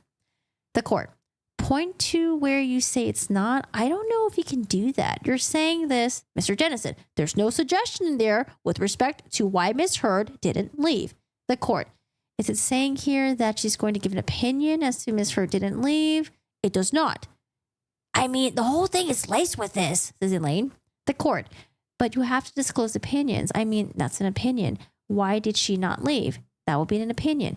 That will be based on her expert opinion. Elaine, she talks about coping skills. The court, she talked about all of that and why victims don't leave, but I don't see where there's an opinion why she didn't leave specifically. I mean, she's already talked about, we have all that evidence. I do have that about why individuals don't leave. I mean, it's just laced with that. The court, yeah. Elaine, asking. The court, I'm going to sustain the objection. Okay. I don't think anything else happens at the end of the trial. I think there's just a clean escape. Court is in session and we are on break. Okay. Oh, we did a lot of days today. I actually didn't think it was a lot, but okay. So that's day 14. Finishing up with a direct of Dr. Hughes. Now, the next couple of days will be the cross-examination, I think, and then redirect of Dr. Don Hughes. And then Amber Heard will testify with her Dr. Evil outfit. Amber Heard on another day. Amber Heard on another day. And then more Amber Heard and boring, some very boring video testimonies, depositions. I don't know. She couldn't get, it's kind of sad. She couldn't really get anyone to testify live for her, except for her experts. And I think and her sister testifies live. Yeesh. And then afterwards, things get a little bit spicy with the rebuttals. That's where we have Kate Moss, Dr. Curry comes back, Morgan Tremaine. We have a bunch of other spicy people that pop up. So that's it for today. Oh man, that was actually a lot longer than I thought. But I think it's also because we did a lot of side talk as well. We're talking on the side, and my throat. Aaron says, I don't read that as what it says. That's a you problem. Yeah, I don't know, man. I can see why. Before I felt really bad when they got snarky with Elaine, but I think at that, like sometimes there's just so much that you can just take from one person. And I think there was a lot of back and forth in the emails with Samuel Moniz, with some with Ben Chu and Camille Vasquez. And they're just like, dude, I don't know. They're probably thinking like, I don't know how she became a lawyer. This is ridiculous. We're wasting time here. Time wasted. Elaine, I know. Someone give her a muffin. She needs a muffin and she needs a t-shirt that says, I see Depp people. I like that. All right, y'all. That's it for my throat for today. Oh my god. Oh, Stevie's taking a bath today. Hi, Steve. I love it when I give him a bath because look at his little tail. You could really see the prominence of his little tiny little nub. Little nub. Right on, Corey. All my friends. Thanks for the wonderful chat, everyone. Have a wonderful day. Yeah, I'm gonna go eat, and I think I'm gonna get to work on these edits. I'm gonna edit the streams. So if you guys want to watch the sidebars, and it'll be a cleaner edit without all the chatter, I think is what I'll do. So I'll edit the sidebars and have that ready for you guys. Okay. If you guys missed any part of it, or yeah, you don't watch the entire live stream, which is fine. All right, y'all. I hope you guys have a great day. Hope you guys take care. Give all your pets all the love for me. Okay. All the love and all the hugs, because they're the best. I wonder what Shiro's doing. I wonder if I can get Shiro to say hi. Oh, you want to say hi? Want to say hi, Shiro? Shiro's like, I'm sleeping, man. I'm sleeping. I'm a sleeping guy. Oh, come say hi. He's a very, very, very long boy. Want to say hi? He's sorry. He's like, why are you waking me up? He's like, I'm going back to sleep. I'll pay you in heart cookies. Little heart cookies. No, this one. Bye, Steve. Bye, Corgi. Yeah. Bye, Steve. Stevie's taking a bath. And Cheryl, he's stretching right now. Oh, look at his little nubby nub. He's so cute. Little nubby nub. Oh, he's going into the Chipotle blanket. And he's upside down. He's just upside down right now. All right, y'all. Thank you so much for hanging out. I hope you guys enjoyed your time here. If y'all are new here, make sure you guys like the stream. If you enjoyed the content, hit the subscribe button. And I will see you guys tomorrow. Tomorrow, we're going to do more of the sidebar reading stuff. We should be done in a couple of days. I think we're like more than halfway through. So we should be done in a couple of days. And then tomorrow, we're going to cover, Koberger's going to appear in trial tomorrow for some pre-trial stuff. And oh, Shiro was so funny. She was so funny. So yeah, we'll do that tomorrow. And yeah, I hope you guys have a wonderful Thursday. I'll see you tomorrow, Friday. And I think tomorrow I might end early because I have to get a haircut. Oh my God, let me tell you guys. I booked a haircut. It is $120. I'm like, I'm like screaming right now. But I used to go get my haircut from this Chinese lady in Chinatown because it was like, I mean, it wasn't cheap. She charged Dennis like $12, but she charged me $30, which I think is considered cheap in LA. But she like royally fucked up the bangs, and I don't want to go back to her because I don't care how the rest of my hair is, but I care about the bangs. But yeah, I haven't cut my hair in a year, so I think it'll be okay. You cut your hair in a year, it's $120 plus tip. But Dennis, he cuts his hair. I think he spends like, his haircut is like $20. $20, but he goes like every 2 weeks. So my haircut is like way cheaper than Dennis's. As long as I just don't cut my hair often. No, because like before I didn't care about my haircut. I didn't care how it looked like. But what I do care about is the bangs. I don't care about the layers. I don't give a shit about any of that. But when I put my hair up, I like having nice little bangs. So I don't know. I'm trying to see how this guy is. But if anyone is in LA and you have like a haircut person you recommend, I don't know, shoot them my way. Let me know. But I picked a salon because they're a Japanese salon. And I was like, okay, they must be meticulous. And I want someone meticulous working on my hair. You got a bad haircut at 16. I wish I could cut my own hair. I just don't have the fucking patience for it. I tried cutting my own bangs and they were horrible. Wait, let me show you guys. Oh my God, dude. When I lived in San Francisco, I went through a phase where I was like, you know what? Fuck this. I'm going to cut my own hair. God damn it. I'm going to do it myself. But this is where I did my own coloring and I cut my own hair. And boy, was that a fucking mistake. Holy shit. I cut my hair and it was so short that I didn't want to commit to it. So when I cut the other side, I made it uneven. I'd rather have uneven hair than to commit to having extra short hair. But it kind of looked like a style. I think that was like a style back then where you would have short hair, but like one side was higher than the other. I'm trying to see if I can load it. But yeah, it was when I had my blue hair phase. I had blue hair and like it was like this and I just fucking left it, dude. I just fucking left that shit. Yeah, New York City. I had my hair done in New York City before. I had my hair colored. Dude, this was back in the day where fucking holy shit. I went to the guy that did Kim Kardashian's hair color because I wanted her hair color so bad. But when I talked to him, he was just like, "Oh, you do realize like this is not really her hair. These are actually extensions." And I was like, "Oh, fuck, man. Fuck celebrities. Everything you see, it's fake." So, but yeah, that was very expensive. Oof, oof, oof. All right, this is not loading. But yeah, that's why I stopped getting balayage in LA. It's very expensive here. I'm hoping this new guy, he charges a lot for haircuts, but his hair coloring for balayage, if I ever want to do it again, it's only $400. $400 is definitely fucking doable. Anything more than that, it's kind of like, I do it like once a year, but then when it grows out, it looks fucking disgusting. They're getting ripped off. I mean, it's whatever the price is, you know? Whatever the price is. I don't mind going to Chinatown to cut like the other length, but I want my bangs to be done properly though. The bangs are pretty fucking important.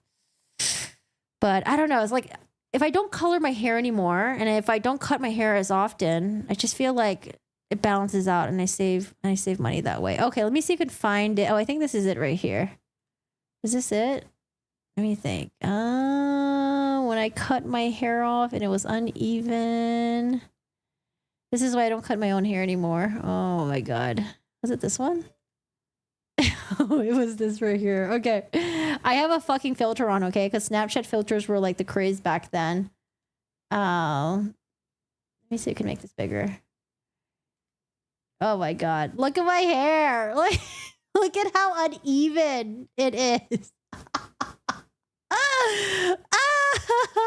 It kind of looks stylish, but yeah, I did not want fucking short hair, so I just left it like that. I was like, I don't give a shit. I'm leaving it like that. Oh man. But yeah, I'll let you guys know how this haircut is. If it's a waste, I'll just cry. But yeah, dude, this guy that I used to go to was fucking amazing. But it was actually really cool. He like somehow got the opportunity to work with celebrities now, but he used to do my hair and he was, prices were good. I think like my balayage back then was like 280 or something at most. Whew, I miss those prices. Anyways, now I'm just going to do natural hair. I think you just save money more. We'll see. I know, right? Get the bowl. Get the bowl! But I don't want short hair. Oh, San Bernardino's too far. Yeah, San Bernardino's too far. I hate driving through LA. Even the place that I'm going to right now, it's like 20 minutes. Could be more with traffic. I don't know. I'm already dredging that. Get a mohawk. Dude, I don't want like fucking maintenance, you know? That's why I don't want to color my hair anymore, really, because I don't want the maintenance. Like the touch up the roots and all that. Yeah, I don't know. All right, guys. I hope you guys have a good one.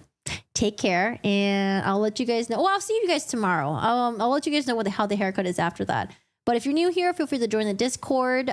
Discord is like a little community hangout. We do have a true crime section. If you want to post anything true crime related or any cases you want me to cover, feel free to post it in there. Or you can just post pictures of your pets, okay? It's an amazing place to share pictures of all your pets. And, you know, I feel like I don't know, my brother and I would just take pictures of our pets. It's like always the same sleeping position, but to us, it's always like different. So we have like a million pictures of our pets, and just like it looks like all the same shit, but it just really isn't. All right, guys, have a good one. Take care. I appreciate you guys being here, and I'm gonna work on these videos right now. Blah, blah, blah.